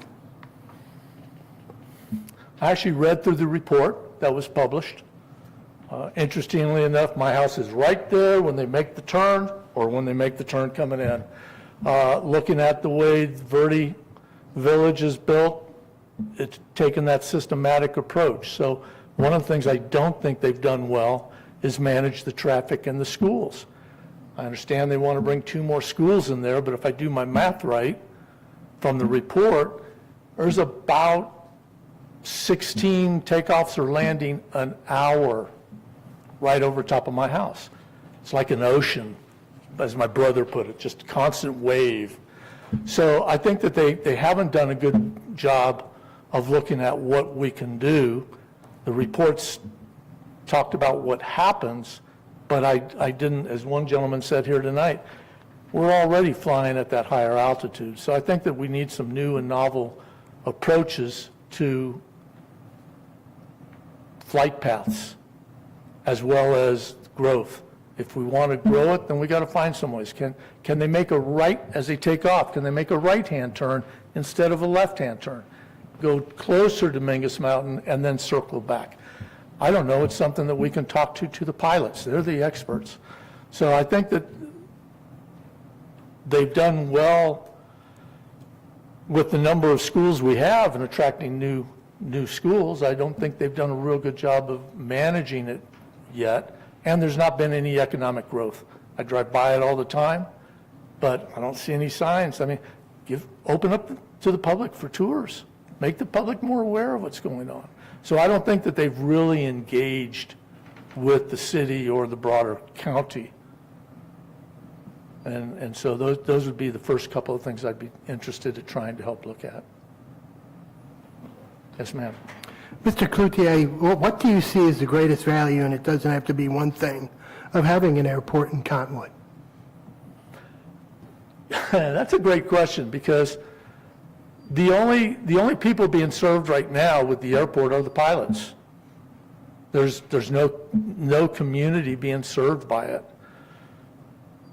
I know it's going to rub some people wrong, but could we be running 12, 15, 18 passenger puddle jumpers from Palm Springs, from Las Vegas, from Boise, Idaho, in and out to get some commercial activity, which would also be good. I know that takes a lot to do, and we don't have an air control tower, but I think that obviously with that many flights a day, we're serving a community, but it's only the aviation community. And so I really think that we need to look, as I've said earlier, look at other things that we can do to broaden the reach of the airport, as well as looking at who they're serving. Quick question. You seem very enthusiastic, let's put it that way, and you've got some great ideas, in my opinion. I'm just curious, what caused you to want this position? I'll be 70 in June. I've retired here. I came out here last June to visit my brother, and 3 days later I made an offer on a house. And that was in June, and by the end of July I had moved into the house. I love this area. My wife and I, I grew up on the edge of the Mojave Desert in Southern California. I know I shouldn't admit that here in Arizona, but I left California at 18 years old and never lived there again except while I was in the Navy. I'm an energetic person.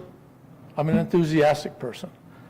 And I think that this is something, certainly one of the things I saw in that study is there's no noise study. Like how much noise, we talk about noise, have we measured it? I don't know. I'll put a doggone sound meter in my backyard and measure it. But I love to participate with the community. Last thing I was doing when I left Mobile, Alabama, was to work for actually I'm on the, still, he asked me to stay even though I moved, on the board of directors for a nonprofit blacksmith organization that reached out to veterans to help them deal with their problems. And I got to tell you, there's something to be said about hitting hot steel with a hammer if you've got PTSD. So I like to be involved with the community. And though I've only been here for 8 months now, it's time. It's time. Great answer, thank you. Yes, ma'am. Any other questions for Mr. Cloutier? Thank you. Thank you for the opportunity.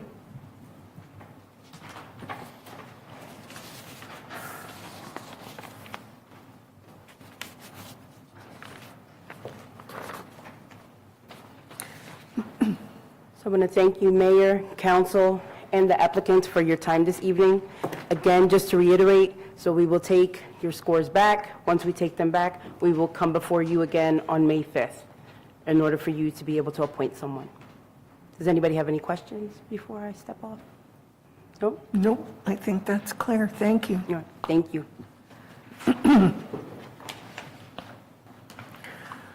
Okay, last, but not, well, it's not actually last, but we have review and discussion of the Cottonwood Airport traffic pattern and runway use analysis and consideration of approval of recommendations to be incorporated into the FAA chart supplement for the Cottonwood Airport. Good evening, Mr. Probst. Good evening, Madam Mayor and Council. Rod Probst, the city's airport manager. This agenda item is the result of Kaufman Associates doing an airspace analysis and calm wind runway analysis. It is not a Part 150 study. It is very limited in scope.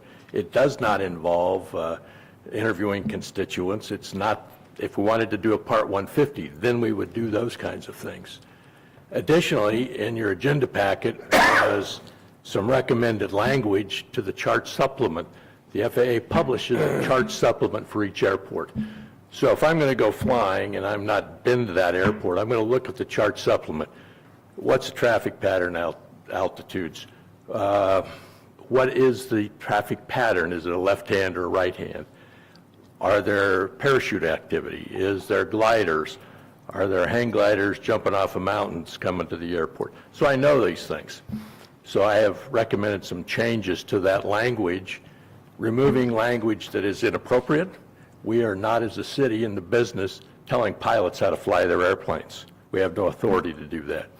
So I would recommend that the chart supplement be changed. It has traffic pattern altitudes in it, and I'm recommending we leave those alone and remove the language that says climb to 1,000 feet at a certain airspeed. Again, that's something the city shouldn't be doing. Mr. Corey Lewis, who did the study, works for Kaufman. He's an associate vice president. He's been with them over 20 years, and he's an expert in airspace analysis, airport land use, and I can tell you, having done a lot of airport land use planning myself, it takes a long time to learn that. And he's been doing it a long time and has done a number of projects, both at general aviation and commercial service airports. He's made recommendations of what we should probably change or do or not do, and I'd like to introduce him and let him do his presentation. Thanks, Corey. Thank you, Rod.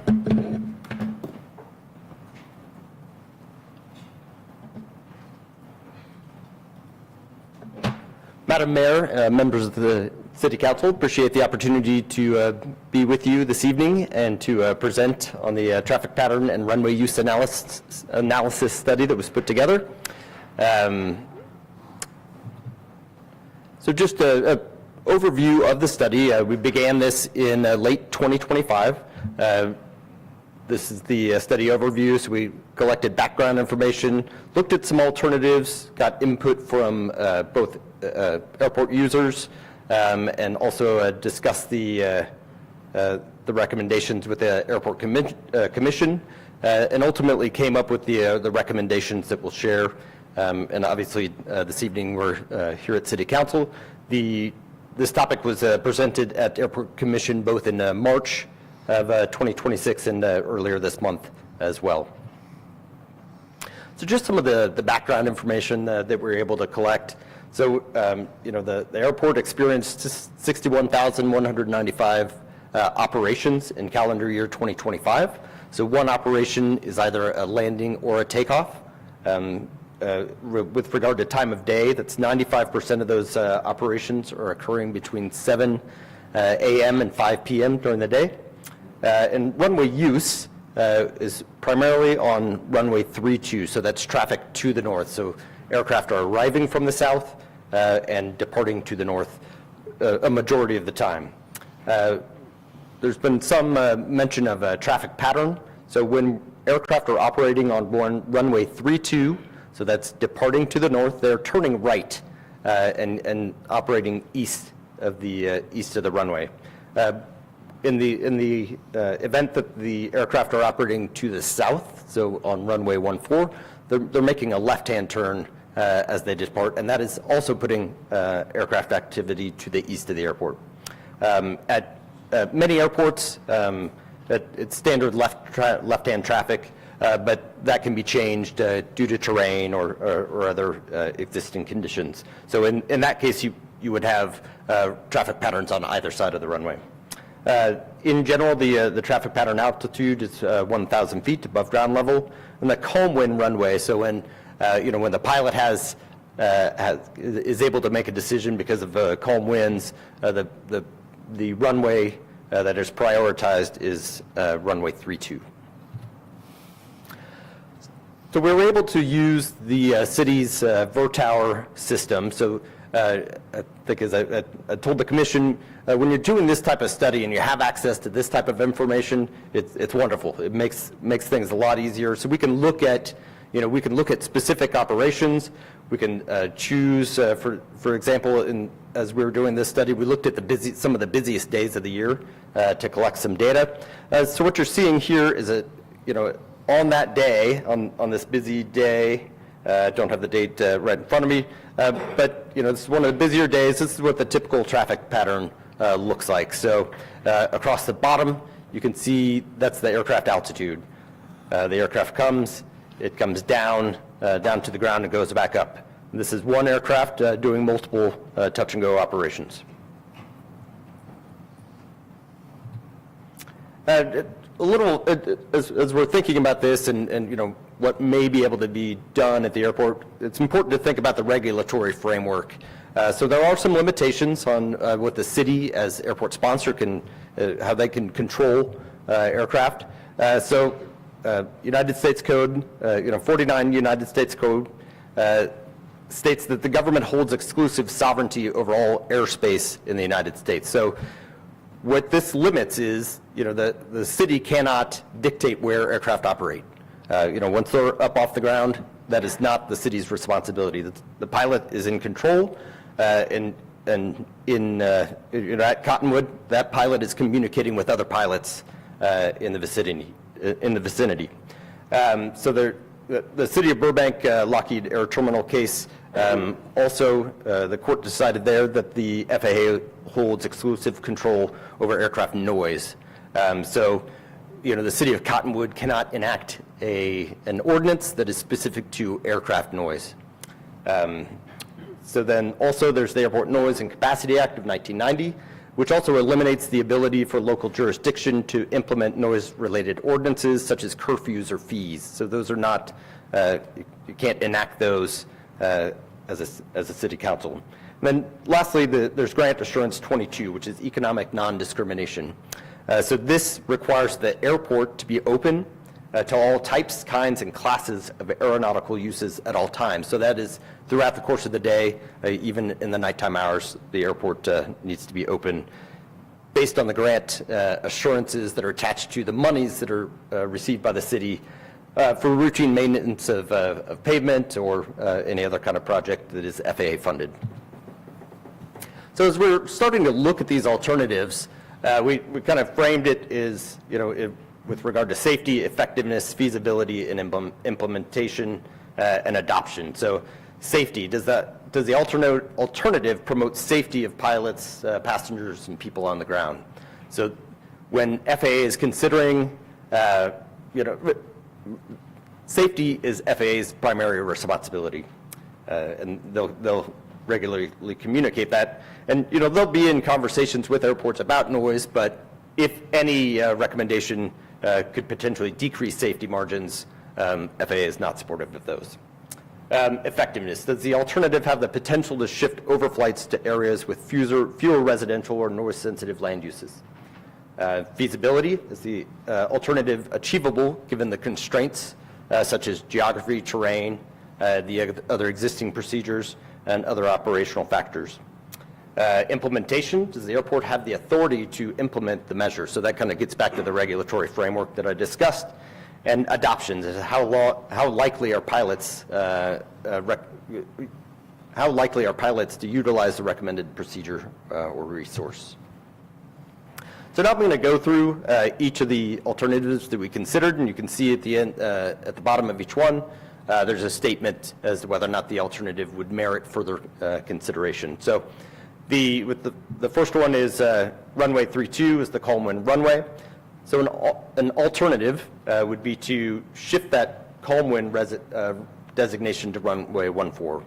So that would increase arrivals from the north and shifts noise from other residential areas, shifts noise to other residential areas. So that is primarily over in the areas to the north. And we concluded that this alternative does not merit further consideration, primarily because it's shifting noise.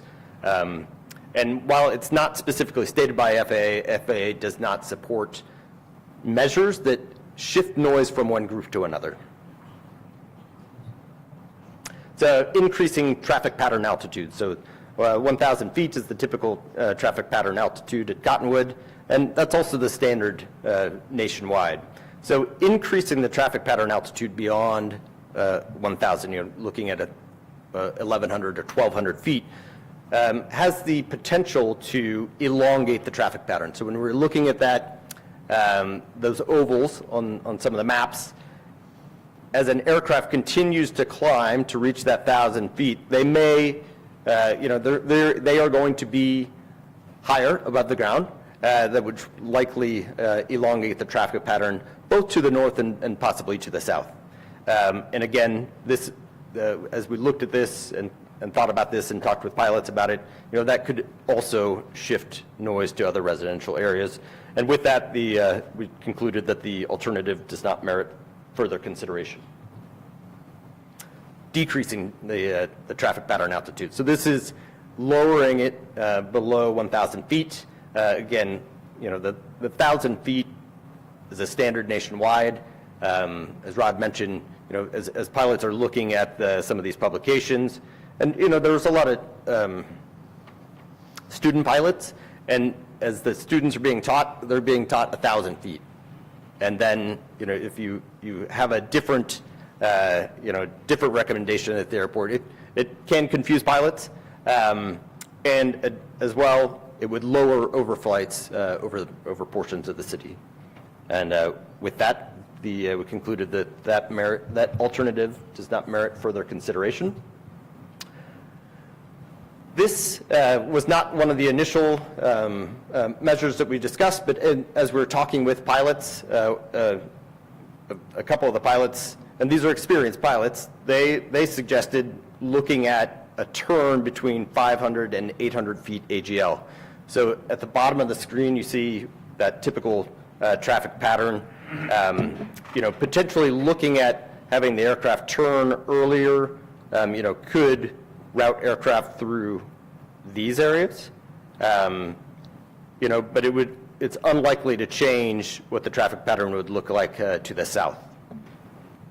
And based on those conversations, we concluded that this alternative merits further consideration as a voluntary measure. Not all pilots would feel comfortable making this turn, but there may be some experienced pilots that could do that to more to decrease overflights of residential areas and over areas that are currently undeveloped.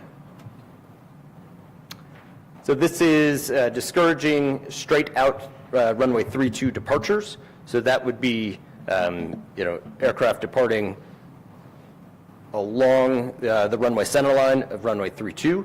As discussed earlier, there are certainly residential areas to the north in that area. And this is for aircraft that are leaving the Cottonwood area, traveling to Prescott or somewhere, some point beyond, to look at doing a slight right turn towards Pax Lake on departure. And this is a landmark that is out to the north. It would increase overflight of vacant land and away from residential areas. And some pilots are currently using this procedure, but it hasn't been formalized in any way. So with that, we concluded that the alternative merits further consideration as a voluntary measure. The chart supplement, so this is the resource that Rod mentioned, it has a statement that says repetitive flight training is not authorized at night. So nighttime for the purposes of these remarks are 6 p.m. To 8 a.m. on weekdays and 6 p.m. to 9 a.m. on weekends and holidays. So as we were having conversations about this, this language could be changed from repetitive flight training to touch and go operations. It's also important to note that the airport and the city do not have enforcement authority over this type of statement. So with that, we concluded that this alternative does not merit further consideration, but however, Rod has some recommended chart supplement revisions that he mentioned earlier. Then clarifying the limit of number of aircraft in the pattern. So this could potentially decrease congestion, and when we get additional aircraft in the traffic pattern, that elongates the pattern as well, because they're following behind each other and giving each other space to land safely or to perform a touch and go safely. So when there are more than 4 aircraft in the pattern, there is the encouragement of full stop taxibacks. So this is a little technical here, but then those aircraft would actually land and then taxi back and then take off again. I need to step away because I'm going to cough. Nope, picking it back on. All right. So this is currently implemented by some flight schools. However, when flight school trainees are released to, well, actually, when they make their request of where they're going to do their training, if they're from the same schools, if they already have 4 students over there, they won't send a 5th. However, that doesn't necessarily apply to other flight schools. There's not coordination amongst flight schools, and there's not coordination amongst local pilots that are using the pattern. So while one flight school may not send more than 4, that doesn't necessarily apply to all users of the airport. However, so there is some merit to looking into this further to more widely publicize this type of behavior at Cottonwood Airport. Could I ask? Yes. How does doing a full stop taxi back minimize noise as compared to touch and goes?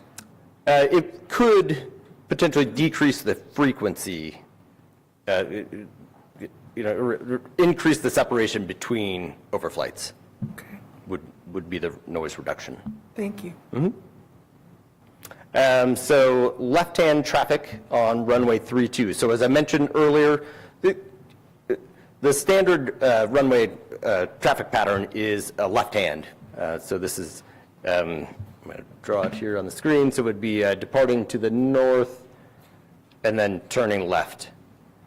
And as I mentioned earlier, airports can choose to change that from left to right. As I understand it, it is done because of the existing train features that are located to the west of the airport, being Black Hills and Mingus Mountain. Additionally, there's an existing Victor Airway on the sectional chart, so this is a traffic path where other aircraft could be operating. So in talking with the pilots, none of them were supportive of shifting that traffic pattern to the west. So producing a pilot guide. So there's a lot of information and a lot of ideas that have been shared through this process. And once kind of those recommendations are finalized and those ideas are agreed upon, many airports put together what is called a pilot guide. So this is a graphic depiction of noise-sensitive areas. It's usually the primary resource for noise abatement information for pilots.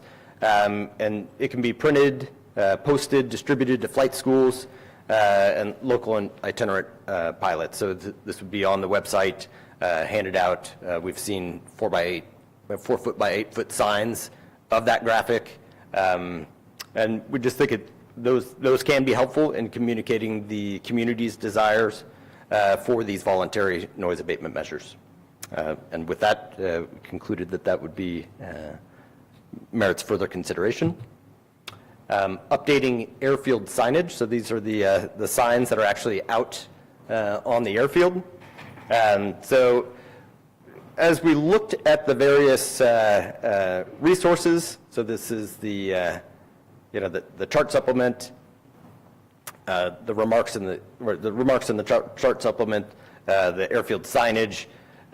It's not a consistent message to pilots, and so encouraging that after this, after this item's considered, whatever the recommendation of the council is that message be consistent across the signage and the chart supplement, and if you choose to authorize a pilot guide, production of a pilot guide.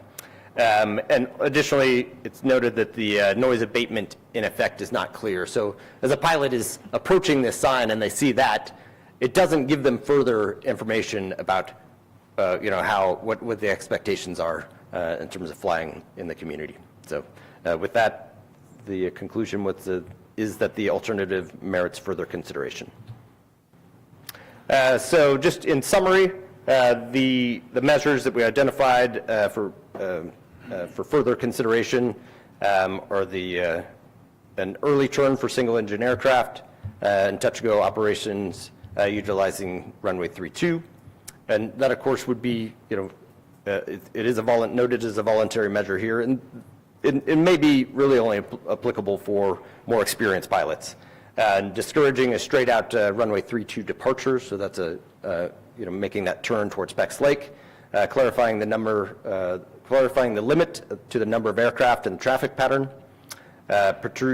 producing and distributing a printable pilot guide containing the city's noise abatement information, and updating airfield signage to recommend noise abatement procedures.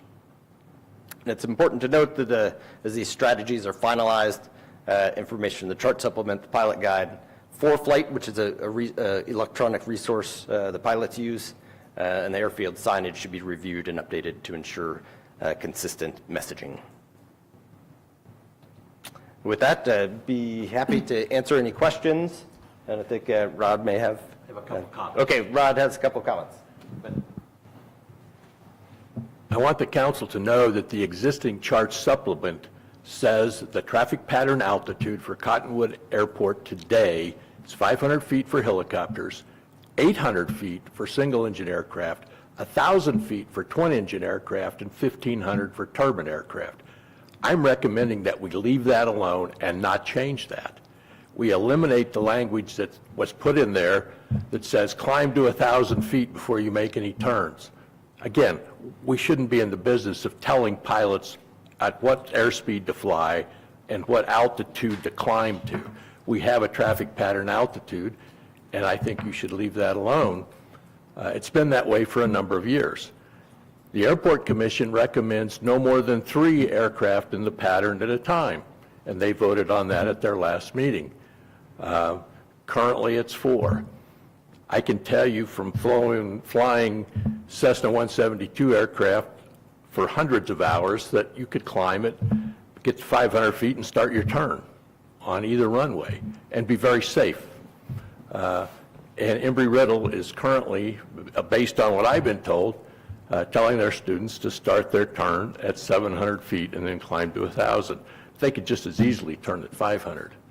So I think the chart supplement is an important diagram that we need to update, and I think that Mr. Lewis's recommendations are absolutely appropriate.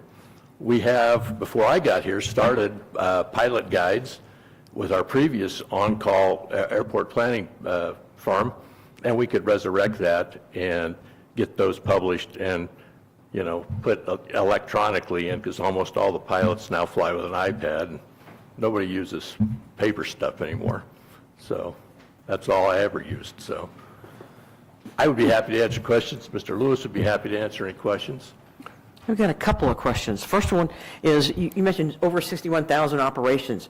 Is a touch and go considered a landing and then a takeoff in those numbers? It is a landing and a takeoff, so it is 2 operations. Right. Okay, second question is, who determines, is it FAA determines the size or the type of aircraft that can use Cottonwood Airport? Who determines that? The airport was designed to meet a certain type of aircraft design group. And so it was designed primarily for small aircraft, typically under 12,500 pounds. But I can tell you, yesterday we had a NetJet come in, and it's probably weighs 24,000 pounds. So the airport is not ever going to be a commercial service airport, but you may see more turbine aircraft in the future. We don't sell jet fuel, so that's... So my question maybe even further would be the weight of the aircraft, right? So the asphalt or whatever, would that, who determines that? And tell me about that. When the airport runway was designed, it was designed for a specific weight type of aircraft, not to exceed, for example, 20,000 pounds. The aircraft that landed the jet yesterday, I think probably weighed 24,000 pounds. But they don't come very often, and so you can get so many passes over a 30-day period that won't damage the asphalt. If those guys were coming every day, we would ask Dibble Engineering to analyze if there should be a maximum weight that the aircraft can come in at. So you mentioned, the 500-foot turn. I just want to clarify that this is something, since the majority of the operations are Embry-Riddle. Mr. Lewis mentioned that, this is a good procedure for experienced pilots. And you mentioned that Embry-Riddle feels that student pilots can make the turn at 500 feet. I just want to clarify that basically anyone who's flying an airplane can make the turn at 500 feet. Councilmember Marks, I wouldn't say that. I can tell you, having flown for thousands of hours, that a Cessna 172 can safely turn at 500 feet above the ground and still have options. Okay, so that would be something Embry-Riddle potentially could be amenable to on a voluntary basis. Yes, I mean, they've been very amenable to the recommendations that the Airport Commission has made. For example, their arrival and departure to the north of the concrete stacks and then coming in from the north and the east. Do they depart over Clarkdale? Sometimes they do, because I watch them on FlightAware. But I think they've told their people to not do that. And so if they're making the turn at 500 feet, do you have, Mr. Wade at one time, had this proposal about this early right turn, and it kind, the way he drew it out, it was kind of, less populated residential areas. Would that be the intent? Because Mr. Wagner, during his public comment, you weren't here yet. No. His concern is that it would be turning over on the greens. Yeah, I'd love to tell you that, if we make some recommendations that every airplane's going to fly over the same piece of ground every time. That's not true. Right. Based on weather and winds and the number of airplanes in the traffic pattern. By and large, if we leave the traffic pattern alone at 800 feet for single-engine airplanes, I think it will bring the track of the majority of those farther to the south. Maybe over your house, but I'm not sure about that. My wife will let me know. I'm sure. And so, and I also want to clarify I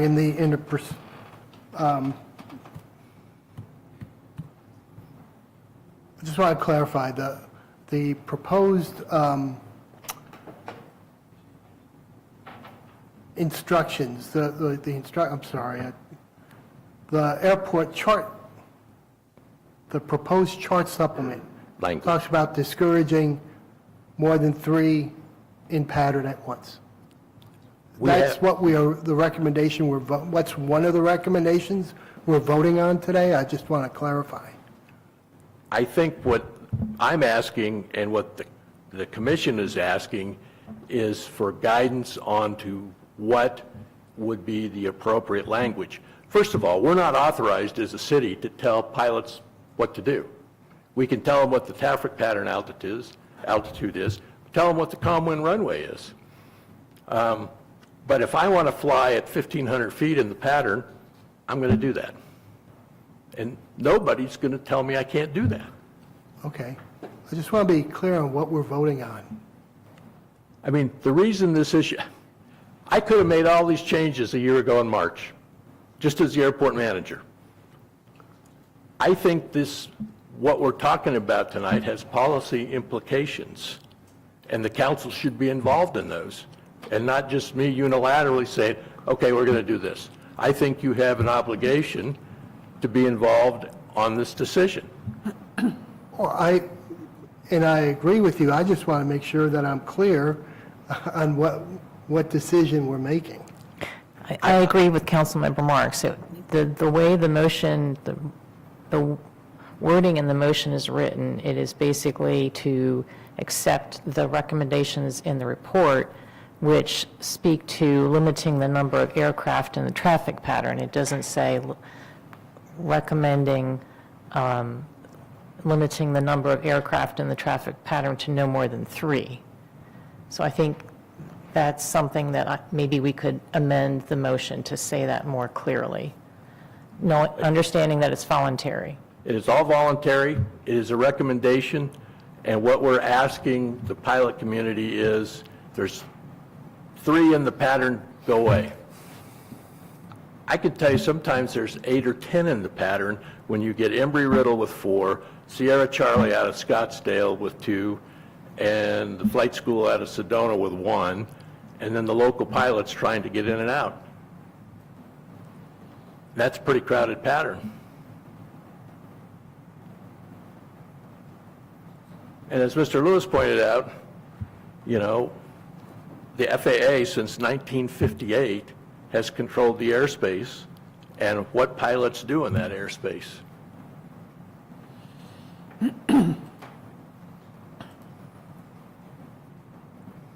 So, Mr. Probst, do you have the wording for the chart supplement that we could look at on a slide? Do I have it on a sign? A slide. I did not bring it on a slide. It was part of the packet. Okay. So you thought that we should provide input on that, if I heard you correctly? Yes, if you want to leave it not authorized, that's fine. We have no authority to authorize or not authorize. Right. We could request by discouraging activity during certain hours. I thought that was more appropriate than not authorizing, but we could leave it not authorizing because it's voluntary. I would definitely get rid of climate VY to 1,000 feet upon departure. That makes no sense to me as a pilot or as an airport manager. So the chart supplement, Councilmember Marks says, as revised, or proposed to be revised, more than 3 aircraft conducting touch and go flight training in pattern discouraged. So I guess if we approve the motion, we're approving this revised chart supplement, is that correct? That language, or I will put anything in there that the council thinks is appropriate.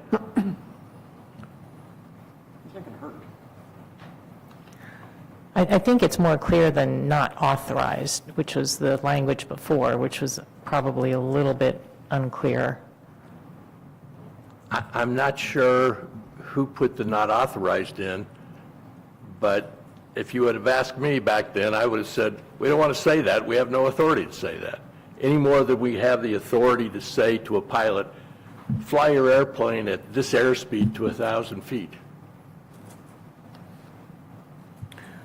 Well, I really think that, you know, what we're trying to get at here is what is written in the item itself, and that is approval of recommendations to be incorporated into the FAA chart supplement for the Cottonwood Airport.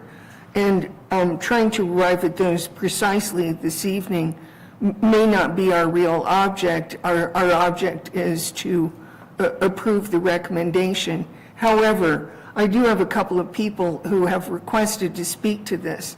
So before we entertain any motion, I would like to have them come up and address their concerns. So yeah, if you guys would just stay with me for a minute. Mr. Wagnon, I'll bring you back up, and that way you have the benefit of these 2 gentlemen to bounce this off of, as well as council.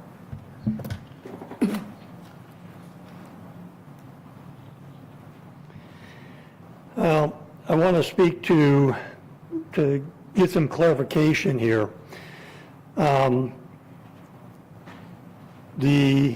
Our airport traffic pattern 7, 8 years ago, and before that, was 500 feet. Before Embry-Riddle was flying here. Now, our experienced pilots, local pilots, could fly, take off, climb to 500 feet, and turn, make a hard right turn, and not fly over any homes. I call that threading the needle. They can make it to about where Columbia storage is now, that's about a half a mile. They were up at 500 or 600 feet, they could turn hard right, and they could go right out between Grosseto Ranch Road and the next road closer to Cottonwood. when Embry-Riddle started sending their planes over here, their pilots were trying to turn at 500 feet, but they don't climb as fast as experienced pilots. That's not the first thing on their mind. They were at 500-600 feet when they were flying over pine shadows and on the greens, and that's when they were turning at 500 or 600 feet over those residential areas. Well, that was a big push by the residents, and we started out at the Airport Commission, and we ended up at the City Council meeting, and finally, Mr. Tripp decided that the only solution here, we're not going to get those trainee pilots to fly higher faster, is to change the traffic pattern to 800 feet. That gave them time to climb to where they're just past pine shadows before they got into their turn. And that reduced that noise at 500 or 600 feet flying over your house. And remember, whether we like it or not, we are a training airport. 95% of the activity at our airport is training pilots. They really don't know how to fly all that well. They're learning. And they're doing the safest thing possible. That's one of the reasons why Embry-Riddle has got them going up to 8, 9, 1,000 feet. And what Embry-Riddle looks like they're doing is they're staggering their turn areas. So they're not turning over the exact same homes every time. They're kind of going here, then go a little bit farther out, and spreading the pain out, and not over one place. So I would suggest we go with 1,000-foot traffic pattern. That's standard FAA procedure is 1,000 foot. Now, can an experienced pilot take off and hit 500 feet? And if there's no one else in the pattern, can he crank it over and fly out crosswind to 500 feet? Yes, he can. So, thank you. All right. Thank you, Mr. Wagner. Hey, Mrs. Rose at last. Can I talk now? Yeah, come on up. Sorry for all of my confusion. Good evening, Mayor and Council. I'm here to ask you to approve the agenda item as presented by Mr. Probst. The Airport Commission's recommendations to maintain the chart supplement at 800 AGL per the existing chart and remove the additional conflicting language and NOTAM and reduce the number of aircraft in pattern is a reasonable, common sense step. It restores clarity and consistency and moves things back towards procedures that have worked since 1986. That chart supplement at 800 feet since 1986. In 2022, they moved all the noise to Clarkdale. I know I'm sorry, you talked about moving. Well, they did that in 2022 without any study at all. They just moved it to Clarkdale by increasing it. By keeping the chart supplement as it is, it reduces confusion for pilots by aligning guidance and eliminating conflicting information. I would ask, if this is approved, the airport manager contact all the flight schools that are currently coming here to conduct repetitive flight training. I know we talked about us being a training airport. Embry-Riddle is a Part 141 flight school. They designate practice areas. That is part of their curriculum. We did improvements, the taxpayers Arizona did improvements in Seligman and Baghdad. It shouldn't be that we acquiesce to Embry-Riddle so we match their training program. That's what they want us to do, to match their training program. That isn't Cottonwood's responsibility. If Embry-Riddle wants to keep 1,000 feet, send them to Seligman, send them to Baghdad.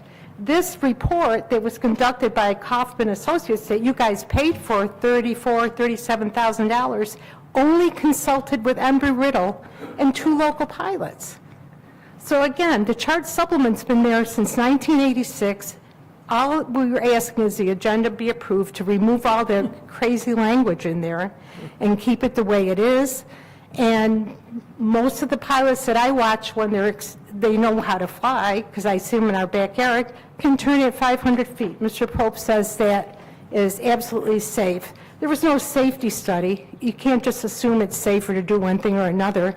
But Mr. Pope, with his thousands and thousands of hours of flying, says that's an appropriate time to turn. So I would, again, respectfully ask for the support for this agenda item. Thank you.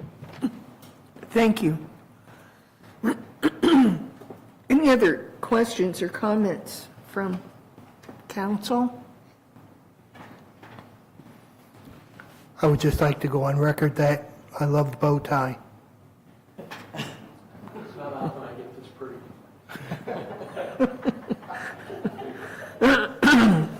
I would just like to say that I've sat in on a lot of airport commission meetings, and I appreciate that this study was done, and it has illustrated to me very clearly that there's no easy solution, and there are not many things that we can do as a city. So I think what is presented in the report is, at least at this point in time, the best that we can do. And I think some of us who may have had less air traffic in the past may have a little bit more air traffic going in the future. But it's one of those things that there's no easy solution that, you know, the airport will affect residents to certain extents. And I think that's just, this is, what's being recommended is, I think, the best we can do at this time. I appreciate the report itself. I felt like going through and being able to read through the rationales for each of the points was very helpful in assisting me in understanding why the problem exists and why it will continue to exist. Apologies to everyone negatively affected, but yeah, there are things in the report that are helpful, good points that we can consider and continue to address our issues moving forward. But with a greater understanding, and I'm really supportive of creating clarity in the language, consistency and clarity in the language that's being presented, so that everyone can have an understanding of what the expectations are for users of our airport. Yeah, I think we're on the right track with this. I think it makes it more clear. I'm sure you've already done this, but posting it on the website, the whole 9 yards. And I guess my biggest thing is doing what you're already doing, which is the collaboration and the communication with Embry-Riddle and the other places, and saying, hey, you know, we appreciate you're doing what you're doing, but by the way, we saw this wrong, and can you, I think that's been effective. From my point of view, living at the end of the runway, I've seen changes. So I think just that collaboration, that communication with them has helped, and that's all we can do anyway. So I think it's basically just holding them to be good neighbors. This is clear, now we want you to be good neighbors, and I think we're there, so that's my opinion. And I agree with the former comments, and hopefully, full disclosure is the only one I can think of at this point, making it clear to the public and getting the word out as best we can on our website as well in common language, which is this is what it was summarized, would really make a big difference as well. So thank you, Rod. You have done the best ever.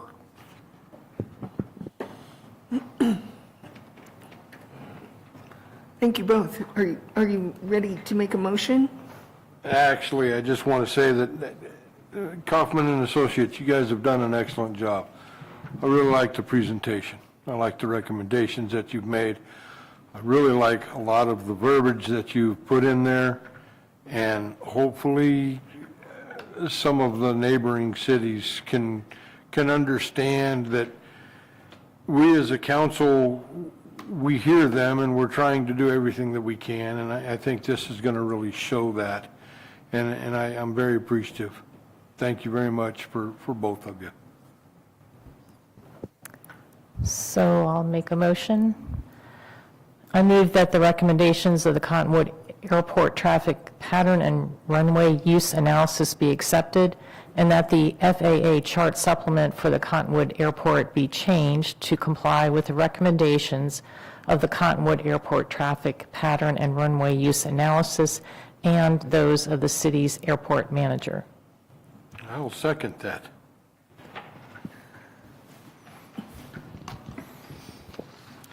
Councilmember DeWillis? Yes. Councilmember Dowd? Yes. Councilmember Marks? Yes. Councilmember Mosley? Yes. Councilmember Wilden? Yes. Vice Mayor Coates? Yes. And Mayor Shaw? Yes. And that motion carries. Okay, thank you. Can we make a motion that from now on Mario has to wear a bow tie? Yes. Take it into consideration. If he does, you do. I too was smitten by Rod's appearance tonight. All right, next is council member request for future agenda item. Does anyone have anything there? I have a request for a future agenda item on the performance review process for individuals reporting to city council in areas such as the self-evaluation form, an option to solicit broad-based feedback, et cetera, and that this be done prior to the next performance review. I second that. All in favor? Aye. Aye. I move to approve the claims of April 21st, 2026. Second. All in favor? Aye. I move to adjourn. Second. All in favor? Aye.